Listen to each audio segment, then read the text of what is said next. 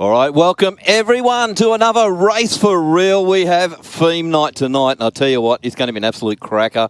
We've got V8 against Rotary, so there's a bit of everything in there for everyone. I'm a bit impartial. I like both. I like Rotaries. I like V8, so I'm pretty good. I'm on the fence for this one, but I know Stewie's wandering around down there. He's a Mazda man from way back, so we'll see how he goes tonight. I dare say he's getting a bit of smack talk happening amongst everyone. Absolutely, you know me. What's happening, Mark? Mate, everything's happening. What a great night. Mate, it is going to be huge tonight. And look, we've got a lot of V8s out the back. We've got some beautiful looking Rotaries. As a matter of fact, one is about to come out, Tough RX. This beautiful looking Mazda RX-4. This thing is hot, and that's hot in capital letters.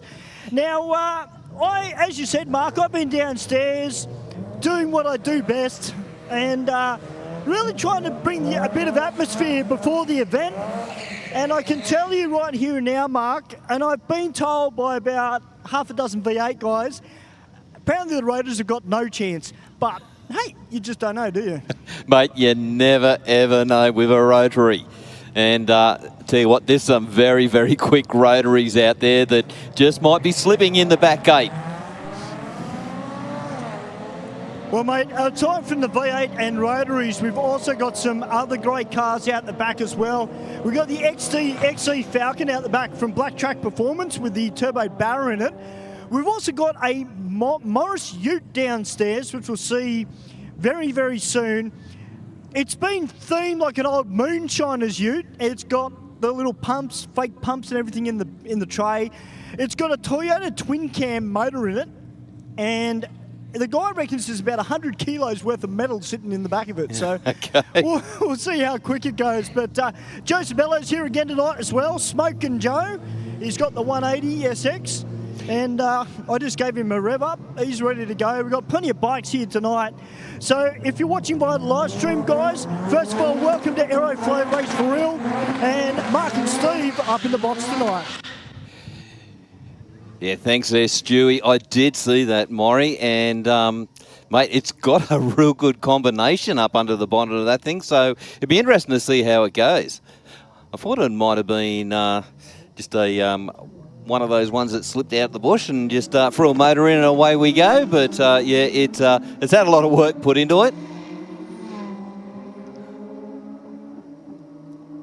Now, just while we're going through scrutineering, I just happened to catch up with the Bushman, and the Bushman and I were just ogling at a beautiful black Dodge Charger down here, Mark. Now, I did suggest to Steve that I could see him in the driver's seat and me in the passenger seat. We could go for a cruise down George Street, and, you know.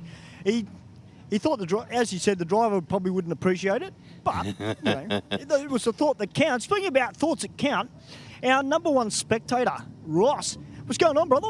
Well, back here again for another good night of entertainment, and always enjoy coming here, mate. Now, you know, tonight's a theme night. It's V8 versus Rotary. Who are you siding with? Please tell me you're going with the Rotaries. Well, since I'm a V8 man, I think I've got to stick with the Rotaries. They've got the advantage. There's no two ways about that with their turbos and this type of thing, yeah. No, it probably might work out pretty even, really, but yeah, but I still stick with the V8s, but either way, it doesn't really matter, mate. Well, mate, we've got a fantastic turnout tonight already, and it's only going to get bigger. So if you're not here at the track, guys, you want to get here. Certainly do. Get down here straight away and check out a great night. It's always great nights here. Doesn't matter what it is, burnouts or the Wednesday nights. Doesn't matter what it is. And probably looking forward to Saturday too with the Jamboree. Weather permitting, we hope. There's no rain again. Which I looked on the weather thing today. I want to put a jinxer on, but I reckon there could be about 10 mils on Saturday. I hope not. Yeah, I hope not either, but we haven't had, Jamboree hasn't really been kind with the weather gods, but touch wood, hopefully it'll be happening. Yeah, it certainly will, mate. And no, it's good to be back here again. I always enjoy it, and you people must get sick of me coming here, Ingham. Not at all, mate. You're a great supporter of Sydney Dragway and all our events, mate. We, from the bottom of our hearts, mate, we do appreciate it. Yeah, I do too, mate, and you do a good commentary job with the rest of the team as well, and it's good. I've said a couple of times I'm going to race my car. I will eventually when I get the money situation, but I still, even if I can't afford to run it, I still enjoy coming here watching the great entertainment and some of the beautiful looking cars you got here tonight. Yeah, unbelievable. It's going to be a huge night. Thanks very much, Ross. I'll let you go and have a look. Now, Mark, you're a Holden fan, and look, they don't get much more Holden than this gentleman I'm about to have a chat to. He's well known through the burnout scene. He's well known over at the road at Power Cruise. Nelson Granger, otherwise known as McFry. Welcome, mate. Welcome, g'day. Mate, you brought your third toy out tonight. Tell us a little bit about it. This one, just a street car, this one. So it's got a 454, but it's a small block Chev, a blueprint crate engine. So it made 600 horsepower and engine dyno. I'm going to run it how it is now, the hubcaps and standard wheels, see what it runs, and then I'm going to put the slicks on the back, front runners, and try and I really want to try and see if we can do a 10. Oh, I reckon it's doable. I've seen what you've done with your other cars, so hey, anything's possible, mate. It could be a 10.99, but I'd still be happy. Now, I do need to tell you, mate, as I mentioned, it is V8 versus Rotary tonight. So you do realise if you've got a Rotary beside you that, you know, you might have to put a little bit of nitrous in it. I have to win then, don't I? Well, you know the Rotary guys are going to be here and they mean business. I know they do. They're quick butt. They are. Mate, it's great to have you here, Nelson, as part of Aeroflow Race for Real. Back to you boys upstairs. Great, thanks there, Stu. And I've got the Bushman up here. Hey, champ. How you doing, Mark? You having a good evening so far? Oh, mate, absolutely sensational. Walked in, Stewie told me what's on tonight, and that's it, mate. Down like a Rotary versus the V8. How could you go wrong? Well, I mean, that's exactly right. It's the old classic battle, isn't it? It is. It is indeed. Yeah. And there was some very, very nice cars in the scrutineering line when Stu and I walked back along the scrutineering line back towards the building. I had to draw Stewie away from a black Challenger there. He had a little bit of dribble on the bonnet. The owner wasn't very happy about that, but he did suggest that I drive it and he passages in it. And I said, well, maybe the owner might have something to say about that. But certainly a very good mix of cars out the back too, and fantastic to see the numbers out in force as well so early on in the evening. Yeah, there's a really good mix out there, as you say. I know I sort of went through there, and this is one of them. This VH Commodore, is this it or? VK. Oh, that's a VK. No, there's a two-tone VH. Yes. The silver and blue one. It was going in through scrutineering as I was going up to the shed, and it sounded tough. It sounded really good. Big set of tubs up underneath, and huge set of tyres. So it shouldn't have any traction problems. No. And yep, we'll just wait to see what it comes out. I guess we'll see what how it works through in the driveline and the converter, and hopefully hooks up and gets a good number. Yep, for sure. I love that Mr. McFry's got just a road car with a casual 600 that'll run 10.99. Yeah, as I say, mate, can't beat cubic capacity. No. So the more cubes in there, the better it is. I'd like to know what tyres... He's going to run it out on streety, so it'd be interesting to see what tyres are on it now. And then he's going over to slicks. He didn't say that they're probably 10-inch wide tyres too. No, they're probably drag radials or something. Well, VK got out of there, turning tyres a tad, done the right thing. Just eased out of it and then brought it back on again. Still ran 11.6 though, Mark. Yes. Yeah. I don't think that's all that he was spinning either too, boys. There is a strong smell of clutch down here as well. Well, that's unfortunate. Yeah. Just pull it out, put an auto in it, mate, it'll be okay. Might need a bit more than a few hours to do that though, Mark.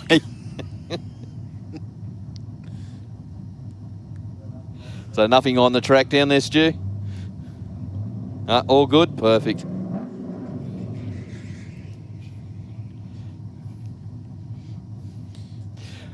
Was having a bit of a yak to our mate, Mr. Savello, coming in. Okay, yes. Haven't seen his Sylvia before. Haven't you? No, I haven't, no. Oh. He's saying it's got the belt on it now, so it's getting plenty of boost in there. and just playing with the rear end, which with a new build like that, Yes. it is always going to take a bit of time. You know, even though you scale them up and everything like that, you still got to keep playing with them just to get that final bit of tune onto it. So, be interesting to see how he goes, if he gets it there. Yeah, I'm sure Joe certainly has the experience to sort those things out, and has the 100%. people around him that can offer the correct advice and assistance where needed. But Yep. he was in the Datsun over the weekend, of course, the round number 3 of the Speed Addict Clothing Co. Championship series. But yeah, he's been running the Skyline for the Sylvia, for I want to say 4 or 5 weeks now, if not Yep. a few more. But I think he had the belt on last week. Yep. And he's putting some good numbers together, but obviously just chasing a bit of consistency and that sort of thing as well. Yeah. And the whole idea of building that car was a lighter car with the same type of horsepower. He wanted to get the right numbers. He's been chasing for a long time. Yep. So he's chasing that 7 second. Because I'd imagine the Commodore and the Datsun would be similar weight. Yep. I'd imagine. Nice straight pass out of the Aeroflow lane there. 10.53 with a 4, 129 mile an hour. Thank you very much. And 12.6 at 121 miles an hour right beside him. Was it a Corona or a Cressida? I think it was a Corona. If only they ran 12s out of the factory. That might have been a little bit more popular. Hey, boys, Yes? I've just been told by the owner of this Commodore down here that I'm standing next to, the VH Commodore Mark. Yes. He's aiming to run a 10 tonight. That's his goal. He just wants to run a 10. Okay, this is the one I seen coming in through scrutineering, and it just sounded so sweet. It very, very cammy, so it's got a huge cam in it. So I dare say it's probably got all the rest of the gear. Oh, it's going to run a 10. It's got the gear in it. Well, we'll find out in about a minute's time, I reckon. 14.55 there for the Aeroflow lane. There's a fair bit left in that, and a 13.60 at 110 for the Rocket lane.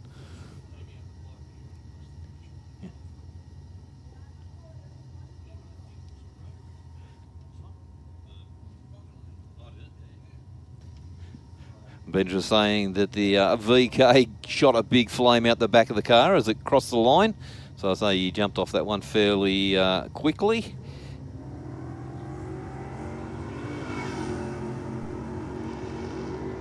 Sounded like there was a little bit of a pedal there for the VH in the Aeroflow lane, Mark. 178 to the 60. And 11.38 with a 3, 120 mile an hour through the finish line to a 12.44 with a 4 at 115.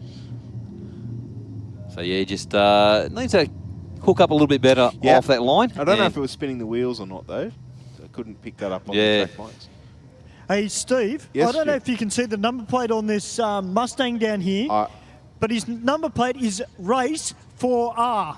Oh, well, cool. Wow, okay. There's his intention. Oh, I don't know if it's gone in. Oh, no. Yeah, he's back into it. Thought it might have gone into limp, mate. We Yeah. can hear the rear tyres protesting.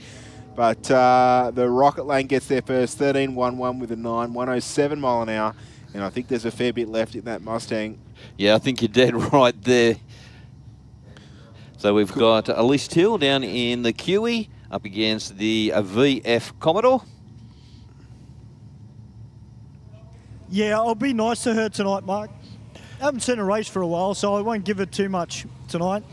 Just to all the drivers that are out the back, guys, just quickly, just please make sure you've got your air conditioning off, please, guys. So you're not dripping any water on the start line. As you can see, the boys are just going to do a bit of a mop-up. So if you are driving a car, guys, make sure your air conditioning is off, please.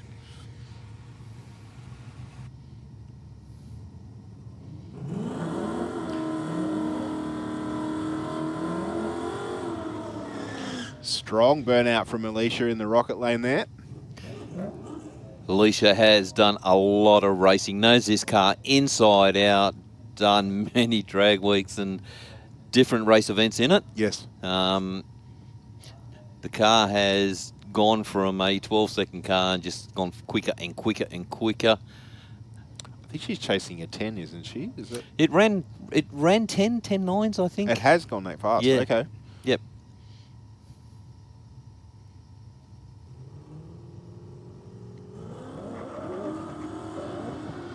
$110 red for Alicia. And I think we may have... Yep, oh no, he's right. He's off. 11.2, 119 for the QE. Still pedaling the VF up there. 17.8, 118 miles an hour.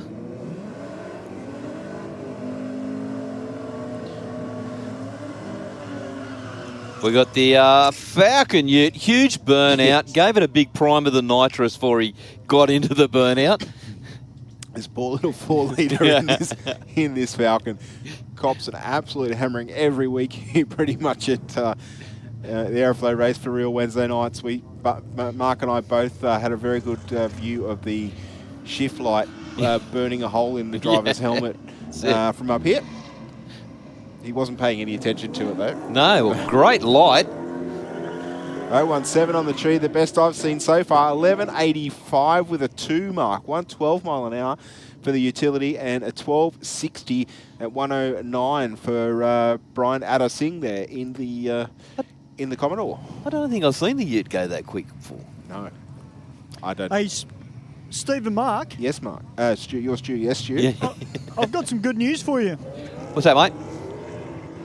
There's a particular Mark 7 Golf out the back here Oh, that's got Galano Engineering written on the Ooh. side of it, and it's going to be racing tonight. excellent. We haven't seen that out here for a number of weeks. So I think last time it raced was into the 890s, I think, from memory, and that was a world record for the Mark 7. Yep. So let's hope the cool air certainly allows that thing to Yes. make. It will. It'll bunch love of the horsepower. cold air. Yep. And look at this just down here I in know the you're a Porsche man. Aeroflow lane. Oh, I did see a little bit of dribble on his bonnet too. I assume Yeah. you- I'd been out there. I must admit, I did stare a little bit as I Yeah. walked past. They're very futuristic looking Yes. from the back, aren't they? Yes, especially the newer models, of course. But this time around, a 12.19 with a 0-100 mile an hour neat to a 12.18 with a 7. So if those two races had a much closer reaction time, that would Yep. have been very, very close across the finish line. Yeah. I have seen those things run at 10 Yes. out of the box, so yeah. I didn't hear it up on the launch control there, No. though, so there's usually a fair bit gained out of using that. Yep. Through the quicker launch and therefore the quicker 60-foot, the quicker first gear change, second gear change, etc., etc. Very nice little Datsun 1200 Ute on the start line, taking on the Golf R in the Aeroflow lane. Very interesting to see if this thing's got an SR in it. There's a very popular conversion into those dados. Yes. Golf's out in front at the moment. 11.85 with an 8, 117 mile an hour for the Golf to a 12.63 with a 2. Big speed for the Datsun. Actually had a higher mile per hour through the finish line, which tells me he's making a fair bit of horsepower at the top end. But of course, the Golf would have the advantage off the start line with all-wheel drive. Well, look at the wrap on this Skyline down here. It's very unique in the chrome green. Yep. Okay, just attention in the pits or in the staging lanes.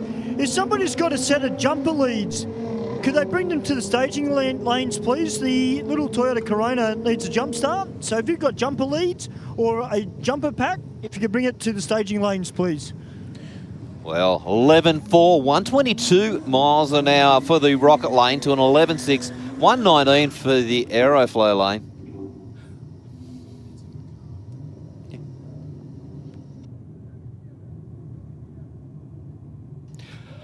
Well, the Maury is down on the line. Up against the Falcon. Let's see what this little Maury does go like. think, as Stewie said, they're carrying a lot of steel and everything on this thing, so it's got plenty of weight there, but definitely got out of the hole, not too bad. 2.2. Goes through 15.0, 84 miles an hour to a 16.5 at 84 miles an hour.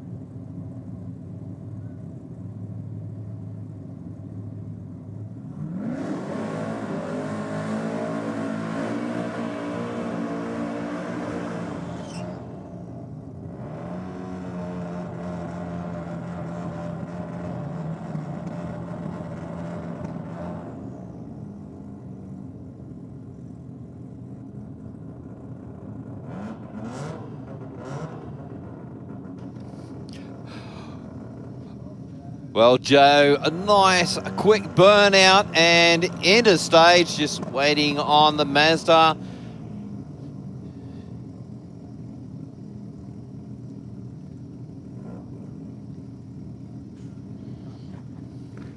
tell you what, Steve and Mark, the staging lanes are still barnstorming with cars. We've also, Steve, got that green Falcon back again tonight too, 1978 Barra. The XB or XC Falcon. Yep. It's great to see it back tonight. Now, aside from the Galano engineering car, Steve and Mark, we've also got the Parkotech European Performance car here as well, and it's got a set of sport tyres on it. It looks like a front-wheel drive drag car the way it's set up. So, cannot wait to see those guys come out tonight. It's great to have them back here tonight as part of Aeroflow Race for Real. And for everybody that is here tonight, guys, you guys rock. We love it when there's lots of cars here. It makes our job a lot easier. Certainly makes my job a lot easier also down here. And most of all, to the people that are paid to watch on the hill and the people that are watching around the world and around Australia, they get to see how good our car culture is here in Sydney. And I'm pumped. But there's one problem, boys. We still don't have enough rotaries. We don't, Stu, but I tell you what, this little Mazda RX down on the line, it looks absolutely mint. Just couldn't get it up on the boost, but second time round, all good. Got some heat into the tyres.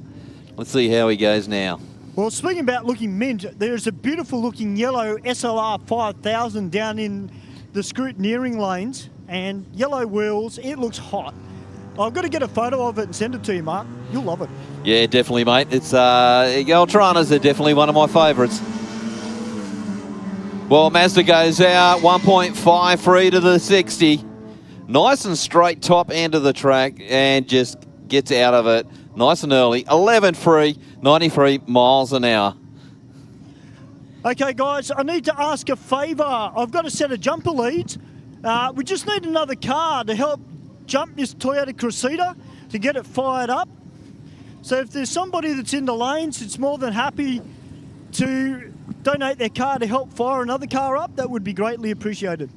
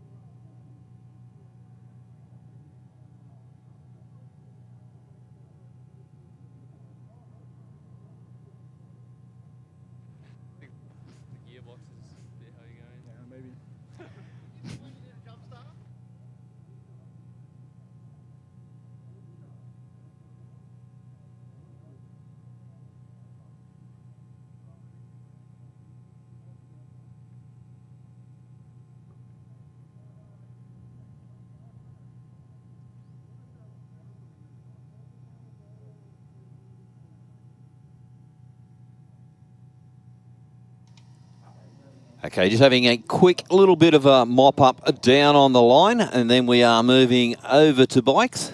We've got a great array of vehicles. Unofficial, I got told we're over 100 cars already. So, all good so far. We're going great.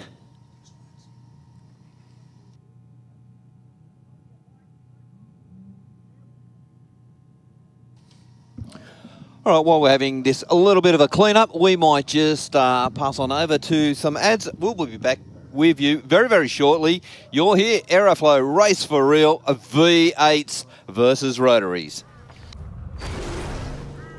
Bang shift shifters from Aeroflow Performance are truly the modern shifter for the modern age. Featuring a full bespoke billet case, all shifters are designed for right-hand drive vehicles with an LED lit gear position indicator. Available in either ratchet or gated options, as well as OEM replacement shifters for popular Holden and Ford vehicles. A large range of bang shift spares are available for each shifter that includes shifter cables, brackets, lever and gate kits, trans brake buttons and drop boxes for the ideal mounting solution. Shift into gear and check out a full listing at aeroflowperformance.com.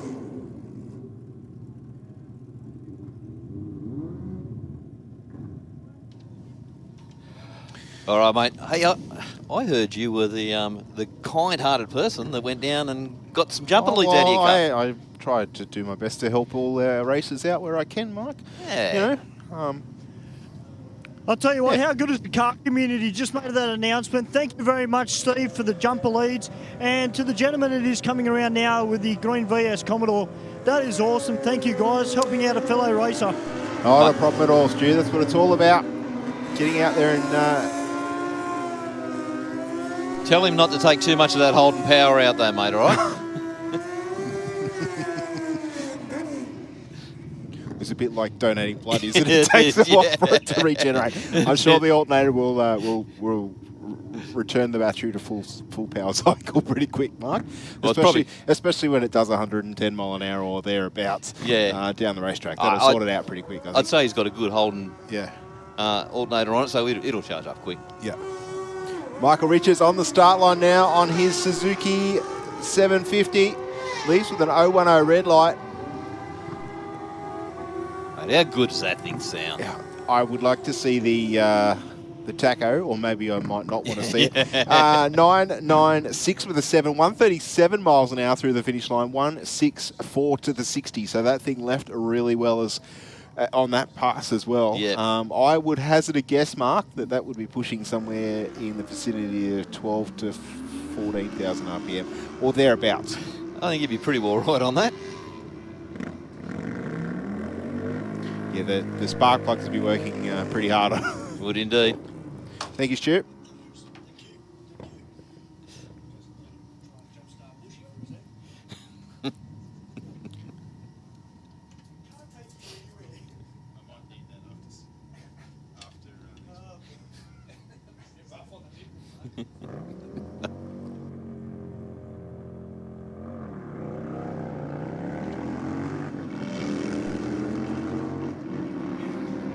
Nice clean launch from both those races.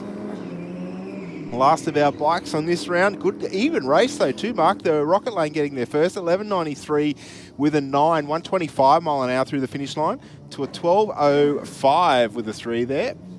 Goes to show you get a really good launch. Yeah. Like the miles an hour. There's so much. There's 10 miles an hour difference between both those bikes. Yep. Crossing the line.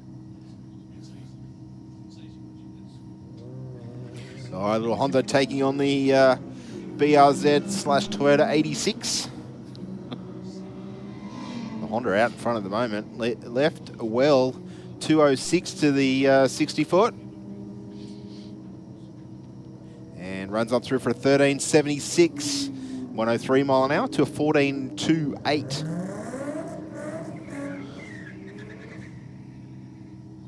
Oh, what do we got? A little Hyundai down there. Is this Sean Dartnell's Street Fighter I-30 rubbing off on people, I think? Is that what it is? Oh, I think it's Hyundai.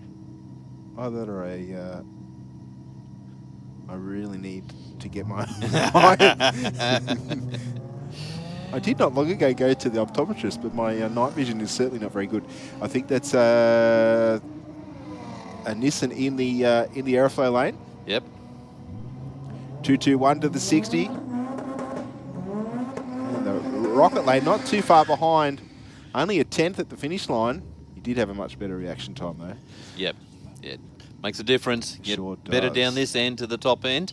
It all works out. We've got the RX4 in the Aeroflow lane. A really nice car. Yeah, I saw it when I got the jumper leads. I saw this little Mazda sitting in the state end. It's a candy red, like a deep candy red. Yep. Taking on the Skyline in the Rocket lane. Well, Skyline's definitely got the top end. 11, 9, 12, 128, sorry.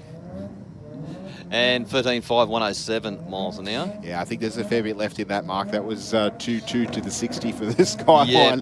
I think if it's capable of 130 mile an hour, that figure should be probably 4 to 5 tenths, half a second quicker than that. Yep. I'd hazard a guess. Okay, we just looks like we've got a bit of a hold up at top end of the track. Yeah, I can't see any direct reason for it myself, but We got some tail lights right on the corner there.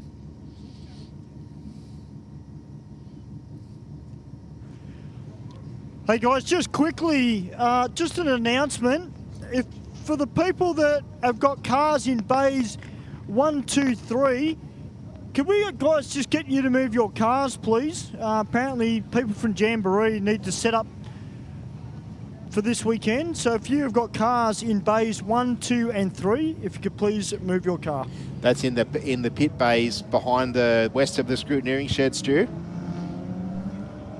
And just as I say that, Kelly has just sent me the rego, which I will get up right now. So if you've got a silver Mitsubishi with the number plates D414DQ, that is, so DA14DQ, DA14DQ, silver Mitsubishi. We need you to move your car, please. And also the owner of a Jeep CRQ78L. That's CRQ78L. If we could get you guys just to move your cars, please, just so the people from Jamboree are able to set up to get ready for this weekend, please. So that's a Jeep CRQ78L and a silver Mitsubishi DA14DQ. If you guys can move your cars, please. Cool. Thanks for that, Stu.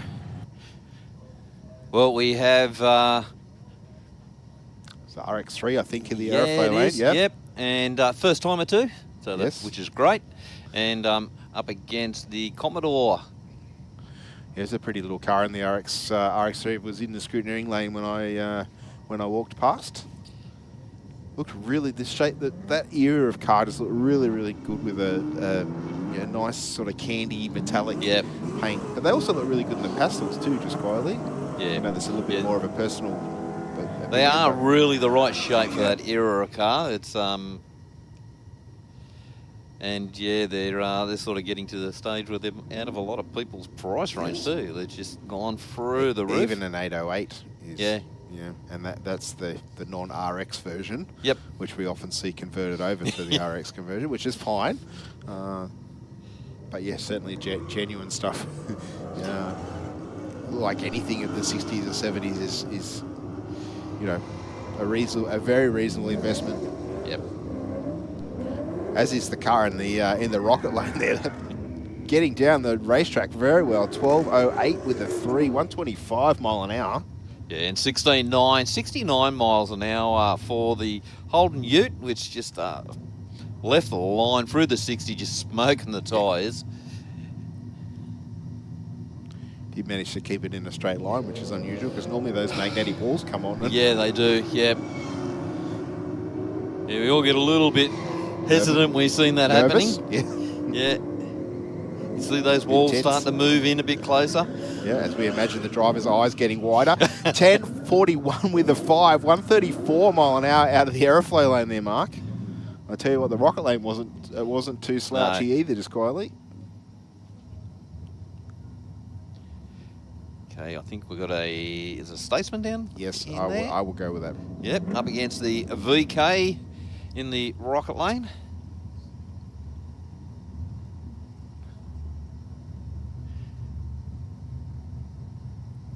Of course, g'day to everybody on our live stream, Sydney Dragway official, on the youtube.com website.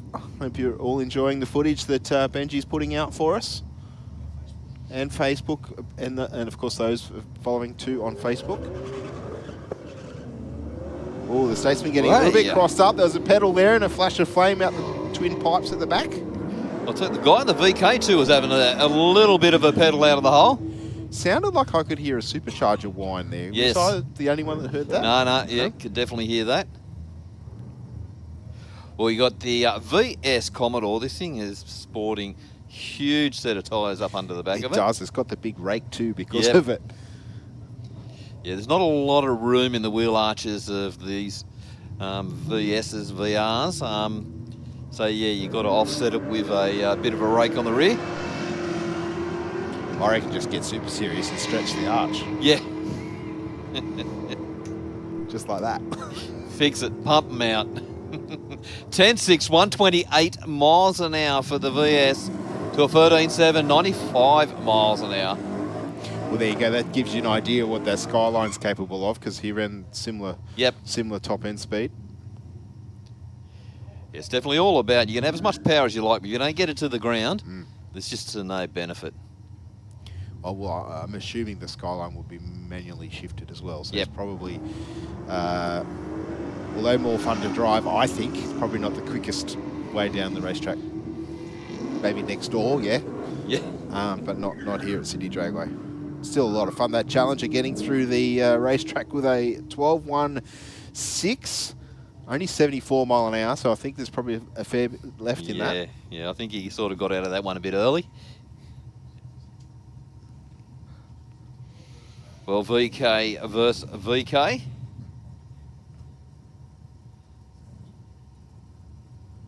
VK's out in force tonight, aren't they? We've already seen 4 or 5 of them. Well, Steve and Mark, I can tell you that the staging lane, so the scrutineering lanes are still pumping.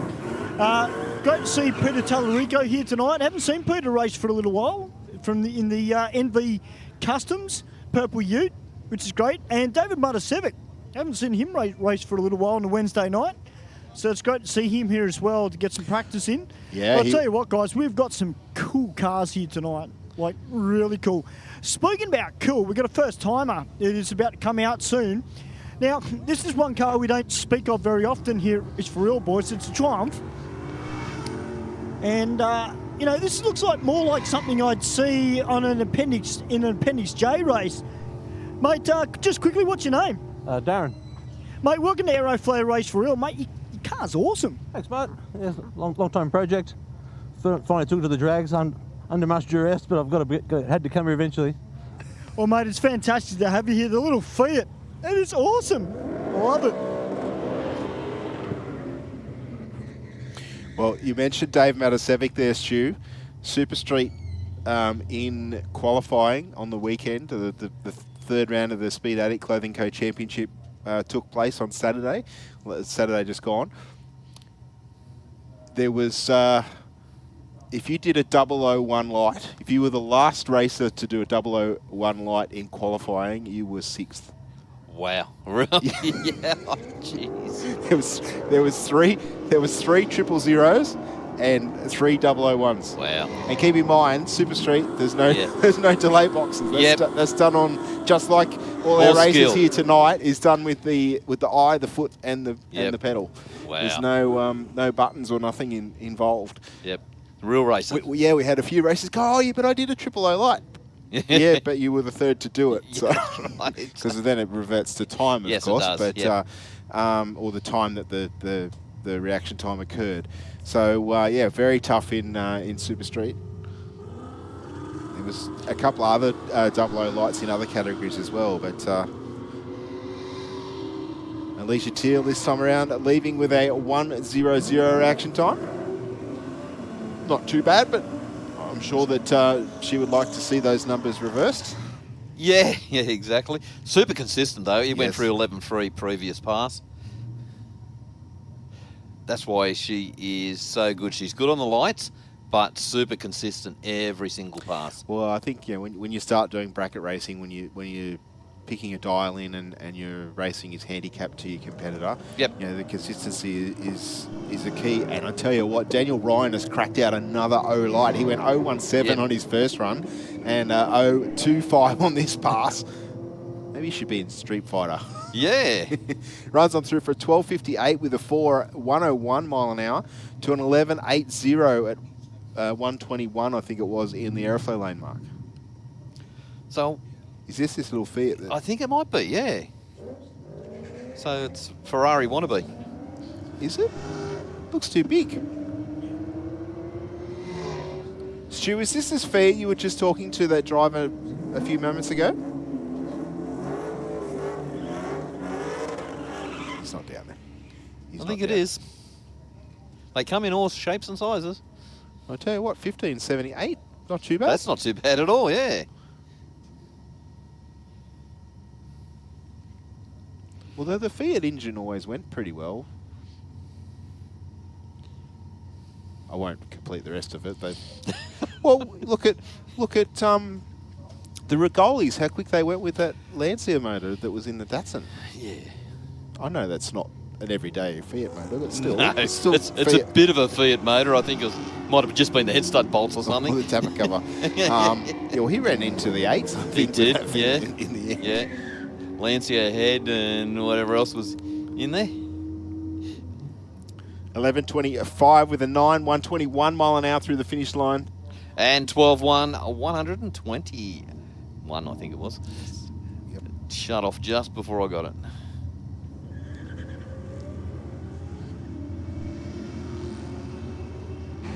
Well, just below us, Mark and Steve, we've got the JT Performance the SLR 5000 Tirana. This thing is gorgeous, Mark. I take it it's got a 400 Cuba in it, judging by the number plate.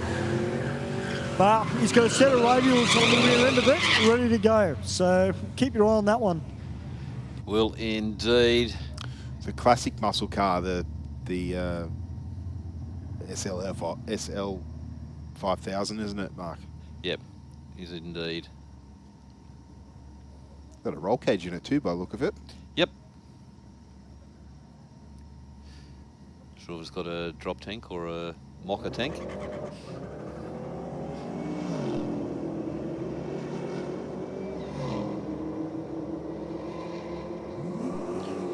Nice clean launch out of the Aeroflow lane there. 10.73 with a 129 mile an hour through the finish line.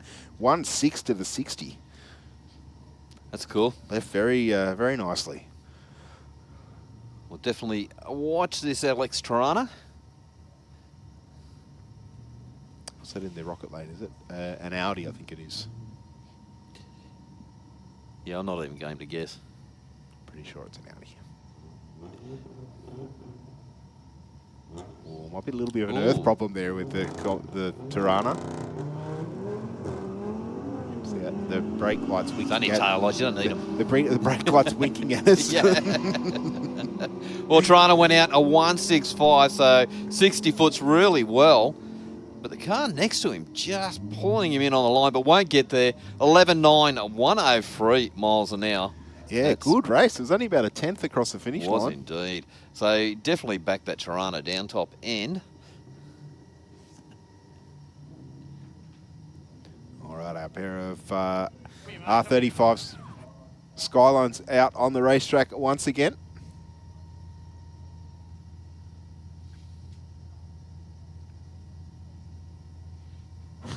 Hey guys, we're just down here in the staging lanes, and hey, one thing we love here is first timers, and this young lady down here in this beautiful looking Holden. What's your name? Melissa. Melissa, welcome to Aeroflow Race for Real. First time racing, mate, what a night to come and lay down some rubber. It's a bit daunting, tell you the truth, but yeah, no, it's cool. There's no need to freak out. You're just out there and you're racing yourself. I see you've got your other half here who's raced before, so he's giving you a few pointers? Yeah, our driveway is black now. That's awesome. That is fantastic. Well, I'll tell you what, it is great to have you here tonight. And I'll tell you what, Melissa, we can't wait to see you out on track. Thanks. That's awesome. We'll put the hubby on just quickly. Hey, mate, what's your name? Michael. Michael, welcome to Aeroflow Race for Real, mate. Mate, driveway's black. Melissa's going to have a drive. You excited? Yeah, yes, for sure. She needs to have a go. We've had these cars for years, and she's just, gone to car shows, never driven them hard. And I do race for, what do you call it, bloody drag week and all those kind of things with my car. And she's come along as pit crew and whatnot, and it's her turn now. She's going to go down and have a go in a couple of weeks' time, and yeah, it should be great. Now, tell me a little bit about this car, mate. Obviously, by the sound of it, you've got a couple of cars. What's the story with this one? This car ended up with our engine out of our first VT we ever bought, which was a Roller VT 5 litre. We stretched it out to a 355. It's got a well-worked Turbo 700 R4 in it, 9-inch, decent axles and all that kind of stuff. And yeah, it's ready to race, but we've just never done it. So I'll tell you what, Melissa's just suiting up the helmet. Now I'll let you be there for her. Great to have a chat to you both. That's what Race for Real is all about. It's great to see some more ladies behind the wheel. Speaking about ladies behind the wheel, Sammy Joe is in the house. You're driving Brian's car tonight. This thing's been running really well the last few weeks. It certainly has. Obviously a few PBs at track champs, but I'm going to have a crack at trying to show him how it really goes. Well, we know how you drive it, and I know how Brian drives it. Brian's looking at me with a smile. Yeah, well, she won't break it. It's okay. I don't think it matters who's in the seat. It's certainly not given an easy time. I think so, Steve. But no, Sammy Jo, she's pumped. She's ready to go. Melissa's ready to go as well. Back up to you guys upstairs. Hey, Stu, before you go, what type of car is Melissa driving? Sorry? What car's Melissa driving? Melissa's driving a green-coloured HQ with a number plate 76 Ruby. Okay, perfect. Is that the one at the head of the staging lanes that we can see? Yeah. It's a HX, HZ. 355 in it, proven combo as well. So just walk behind look forward to seeing her come out. First time, she's a little bit nervous, guys, but you know what? Once she gets that first one out the way, she'll want to keep coming back. Yep. All I can say, Mark, is that if you haven't raced here before, don't be scared to ask questions of your fellow racers. Talk to an official if you're still not sure. Try and track down a fellow racer, or go up into the scrutineering shed and just talk to the people up there that signed you on and get them to explain something to you. The last thing we want to see you do is not slow down at the finish line and have an issue at the top end of the racetrack or whatnot. As a last resort, if you're still not sure how the staging works, our start line crew quite friendly. They're more than happy to guide you up to the staging lights, and I'm sure that after one or two passes you'll get the procedure and get it down from there. It's not all about bringing on the triple low light on the first run or the win light. If you might have a 9-second car, but if you're only comfortable to run a 14, so be it. Yeah, and you're dead right, Steve. And the thing is, you're here for fun. 100%. So don't think you have to hit the burnout and absolute torch the tyres. You can actually just drive straight through it. Yes. Or drive around it, keep the water off the tyres. But if you don't want to do a burnout, you don't have to. You can go around. Yeah, like see my little Escort, I've not done a burnout in it yet. I probably should. I think the last time I raced it, I was kind of at the point where I felt that I needed to maybe do that. Oh, I thought she'd broken it for a second there. Yeah, so, you know, you just do what you feel what you feel is comfortable. And to be honest, in my little Escort, the quickest time that I've run, it actually spun the wheel a little bit, got up on boost a bit quicker, and mile an hour, a little bit more at the top end as well. Yeah. So, you know, it's not all about the dead hook on the start line either. Yeah. And don't even look at the person next to you. Nope. Just tunnel vision, straight ahead. Watch that light, launch it out, and then just, you know, once you go past the rocket and Aeroflow signs up there, you're done and dusted. That's it. And just keep turning them over. Then when you get confident, you might want to do a burnout. Do your burnout and then start racing the person next to you. It's up to yourself. Of course, if you are watching on our live stream or up in the stands and think this drag racing caper looks like a bit of fun, it's fairly straightforward. You don't need a huge amount of safety gear. Of course, we are in predominantly street registered cars. Really, you just need an approved helmet. There's a number of descriptions of like model numbers and that sort of thing that are required. Doesn't have to be anything super duper, but it does need to comply to the relevant Australian standard. Yes. Outside of that, covered shoes, long pants, long sleeve top. That's really all you need. And you will go through scrutineering, so your car does need to be, as long as it passes a rego check, that's what it needs to be. Yeah. We're not there to check every nut and bolt, but we will, you know, there's key things that the scrutineers do look for in terms of safety and if there is an incident, you know, or preventative things for you know, fluid leaks and that sort of thing. It's again fairly straightforward because, you know, we assume that the cars are registered and are in roadworthy condition at least. But as Mark said, it's all about coming out here and having a bit of fun, doing it off the street because, of course, there are times of the year when double demerits could quite easily see you lose your licence. And we don't want that. And, of course, we want you to do it here where it's safe and we have trained medical staff on hand and all the fireys and all the necessary equipment should something go wrong. Yeah, for sure. It's all in a controlled environment, so it's all good. So.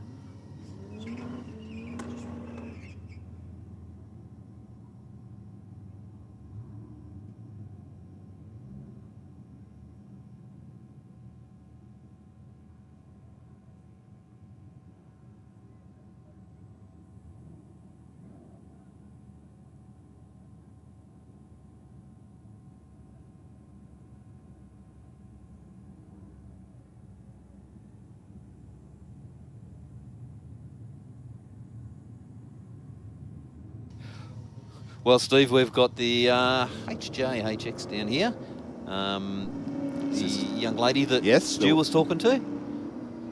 So got out of there nice and clean. Yep. Good 60 foot. I'll tell you what, I don't think the Murray standard did a run while I was getting the jumper leads, but he's gone 2-1 to the 60 as well, Mark. 13.85 for the Holden, 96 mile an hour. What's in the back of the Murray? There's something in the front corner of each of the cab. We'll have to check that out next time it comes around. Yeah. It's got just bits of steel hanging off it everywhere. Is it? So has it got a theme? Do we know? I don't know. Okay. We'll have to go... It's got the right gear in it, twin cam Toyota. How's that little 4AGE? Probably they're pretty easy.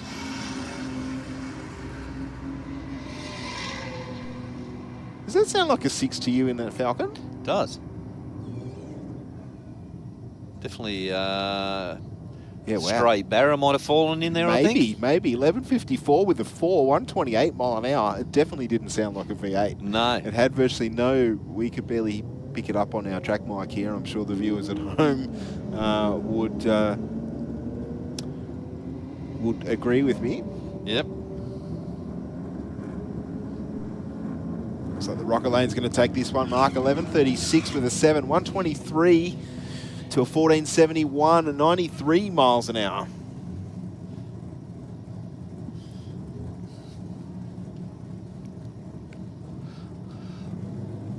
Nice two-door QE Monaro.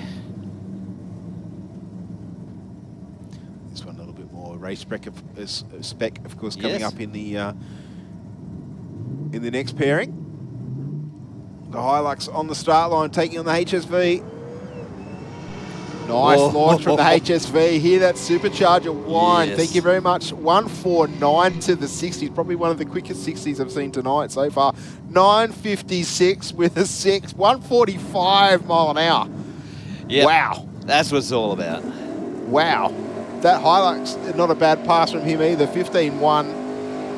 But how clean was that launch on that that HSV, Mark? Just no. Usually you hear the tyres protest a little bit.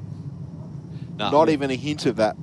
Be interesting to see how he's got it set up to launch out like it has. Because the independent rears in those things. Well, it's not even like it had traction control, because usually you hear that chatter too. Yeah, you do, yeah. So definitely the right thing. Well, we've got the Kiwi with the big block in there. Goes out 1.6.64. Crosses the line 10.9, 1.25. Yeah, nice pass from the HQ. Well, Joe out in the Sylvia.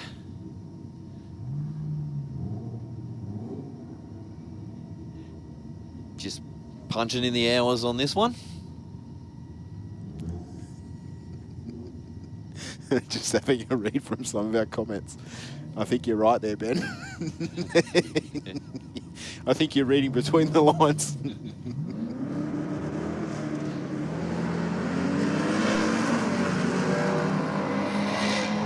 Well, 1.52, still around the 1.5s. 9.1, 155 miles an hour. So the miles an hour is there, but usually in the data is around a 1.3. Low 1.3s. 1.5 there. 1.5, yep. Yeah, okay.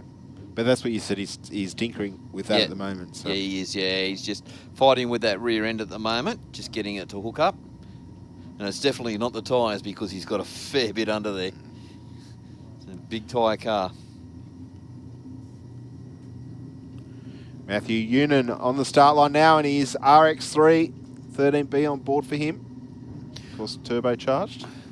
And just to the competitors out there, we do have the money on the table for our reaction time. It's great that we can tell you that at 7 o'clock. It's fantastic. Absolutely.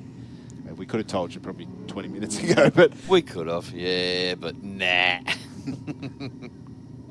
Little RX3 shut off way early. Still runs at 11.23, 91 miles an hour. So, yeah, we have $100 for third prize, $200 for second, and $300 for first. Yep. So, all you got to do is cut the best reaction time. You can do that in any car. Or bike, of course. It's or open, bike, open yeah, to sorry. all of our competitors out there. As long as you're not running a delay box. Yep. Yeah. No electronic at all.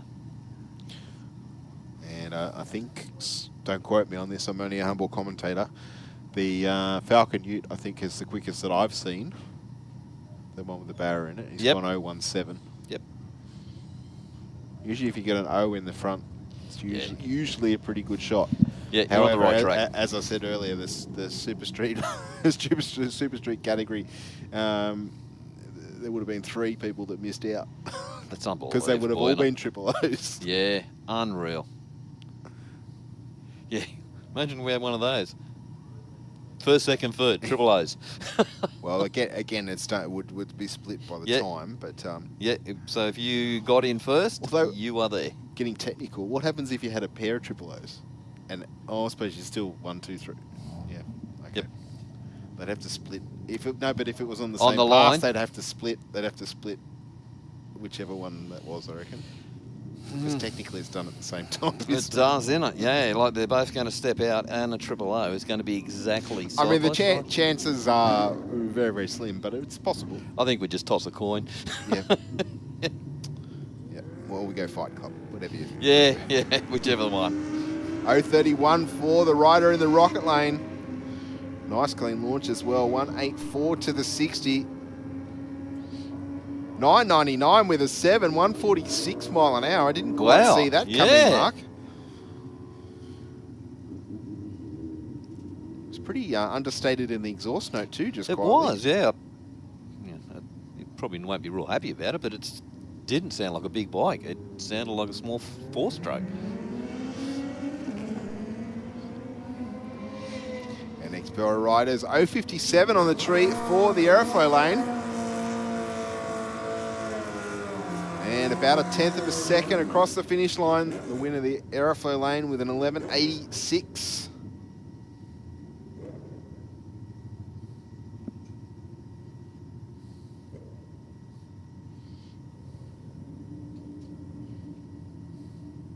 Jesse Barnes on the start line on his Yamaha. I think he was on a different motorcycle on the weekend.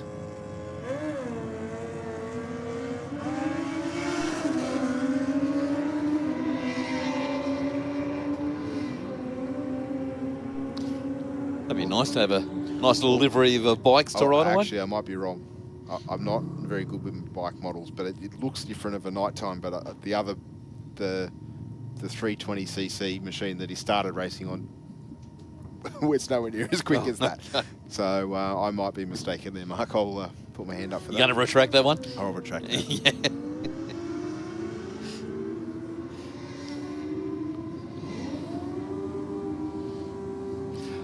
Well, another good pass for the Rocket Lane. 9.9, 145 miles an hour to an 11.9, 122 miles an hour for the Aeroflow lane. Gee, the bike riders are certainly turning up the heat. They are indeed.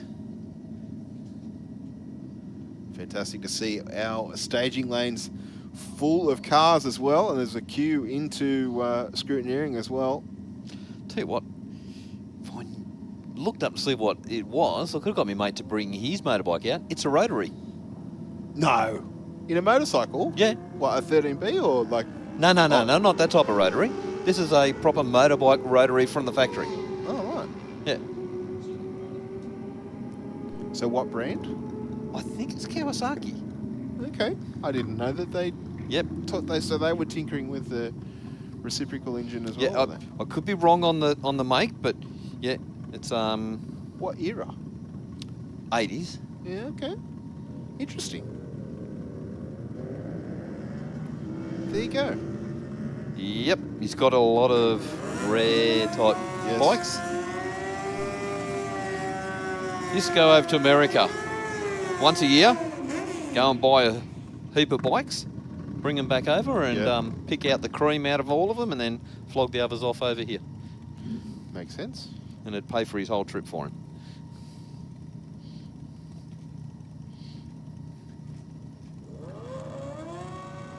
Because, I mean, there was a lot of experimental stuff going on in the 70s and that sort of thing that we don't see anymore. We were talking the other day, the turbine car, I think, that GM produced, and one of our viewers was giving us a lot more info on it. There was only like 45. Well, boys, we've got a lot of tough early Holdens down here tonight. And, you know, there's a couple of tough VLs that have just rocked up in the staging lanes, boys.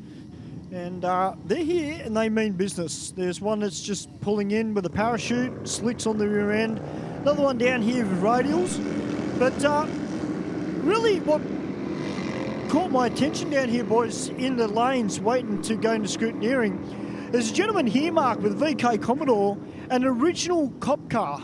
And it's still got the old 4-speed manual in it. It's still got little fittings on the front of it for the spotlights. Really brought back a lot of good memories from my childhood. Of course, my dad used to have a South Australian cop car. Yep, one of the blue ones. And this one, all original, boys. So I look forward to seeing it out on track very soon. I'm guessing the VL driver's getting prepped for the weekend. Of course, the Sydney Jamboree happening on Saturday here at Sydney Dragway. Yeah, I did see a silver VL1. It's got the pipe coming out through the guards and a little bit of motor poking out of the bonnet. So it's all the gear. Of course, the performance gains in a lot of our 6-cylinder and 4-cylinder and of course rotary power plants have come along leaps and bounds in recent times. You know, developments in turbocharging, developments with componentry that can sustain more abuse in terms of boost and that sort of thing. Like, you know, it's not uncommon to hear, you know, figures nudging 100 pound if you've got the turbochargers to build that sort of boost, but you know, most of the time they're through a compound setup. But you know, back in the day, that sort of boost would be unheard of with a you know, factory block or those sorts of things. So you know, there's a number of companies out there that have been developing billet race built engines, which facilitate the ability to hold together when you're doing that sort of thing to it. And you just think of, you know, like you're talking, you know, like 100 pound. Well, how much pressure is on those head studs and the head? Like lots. Yeah. You know, going back years, you put anything over 45 pounds, you'd find the head in the paddock. Yeah, 100%. You know, if you said you were running 40 pound in a street car, people go, oh, that's crazy. Yeah. Now, you know, like, I mean, you look at, I'd hate to imagine what sort of boost, you know, Anthony Matook's running in his cars, or any of the gas motorsport cars. Yep.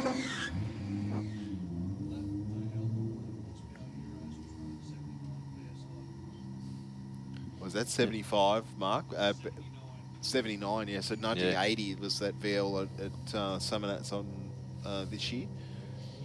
The Horsepower Heroes, according to Benji, our producer.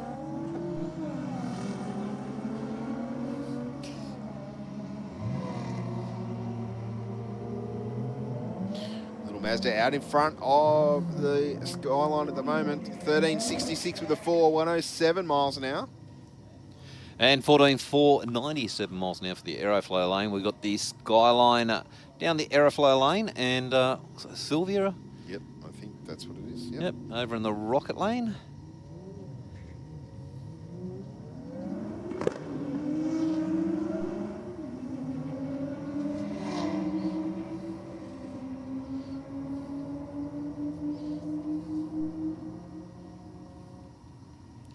And a 1206 with a 128 mile an hour for the Skyline in the Aeroflow lane. Just talking about, you know, like boosts and all that. Maybe someone out in YouTube or Facebook land out there could let us know. But the Godzilla factory, wonder what factory boost they were putting out. Be interesting. I'm gonna have a stab and say like 15 pound. You reckon? Yeah, twin turboed. Okay. I know that well, from what I understand, the AMG, like the A45, they're 30 pound. Yep. But of course, there's nearly a whole generation difference between the 92 R32 and you know 2012 or 13 A45. But we could Google that, Mark. Or are you setting our viewers a challenge? Yeah, I'm putting the challenge out there. Okay. Because I think we've got a lot of people that are very, very technical. Hey? Oh, what was it? Oh, 14. 14 pound. Cool. There we go. Yep. Who was that from? Blue Swift. Thank you Blue very Swift. much. Yeah, thank you. Okay, so imagine one of those, just a little bit more boost under it. As a factory car back in the... Yes. And they were a super quick car back when they first were came out. indeed. Yep. They still are. It's just that the...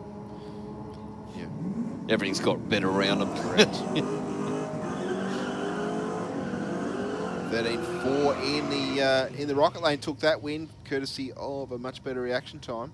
Big burnout from the Ute in the Aeroflow lane there, Mark. It was indeed. This guy, well, this driver left the line previously and is a little bit skatey. Yes. Sort of put us on the edge. So hopefully he can get it all to the ground this time and get a good pass in. What's this thing in the Rocket Lane? Is it a Barracuda? Yeah, nice. Well, no time at all for the Ute, which is a bit of a shame. Yeah, I think It unfortunately actually got a good pass in. you get rolled through the beam there, Mark. Yep. But 12-0, 126 for the, what was it, Cooter? Yep, over in the rocket lane.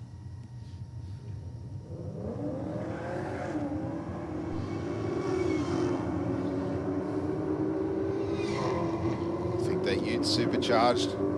Did a little bit of a wiggle on the start line, but Search motoring at the top end, 1040, Wow. 140 mile an hour.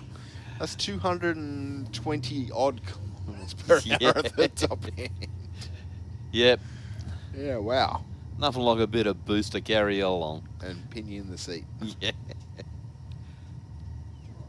Tell you what, Steve, we might go up to the big screen. Yep. Take a little bit of a break, and we'll be back very, very shortly. We're here, Aeroflow, race for real, V8 versus Rotary.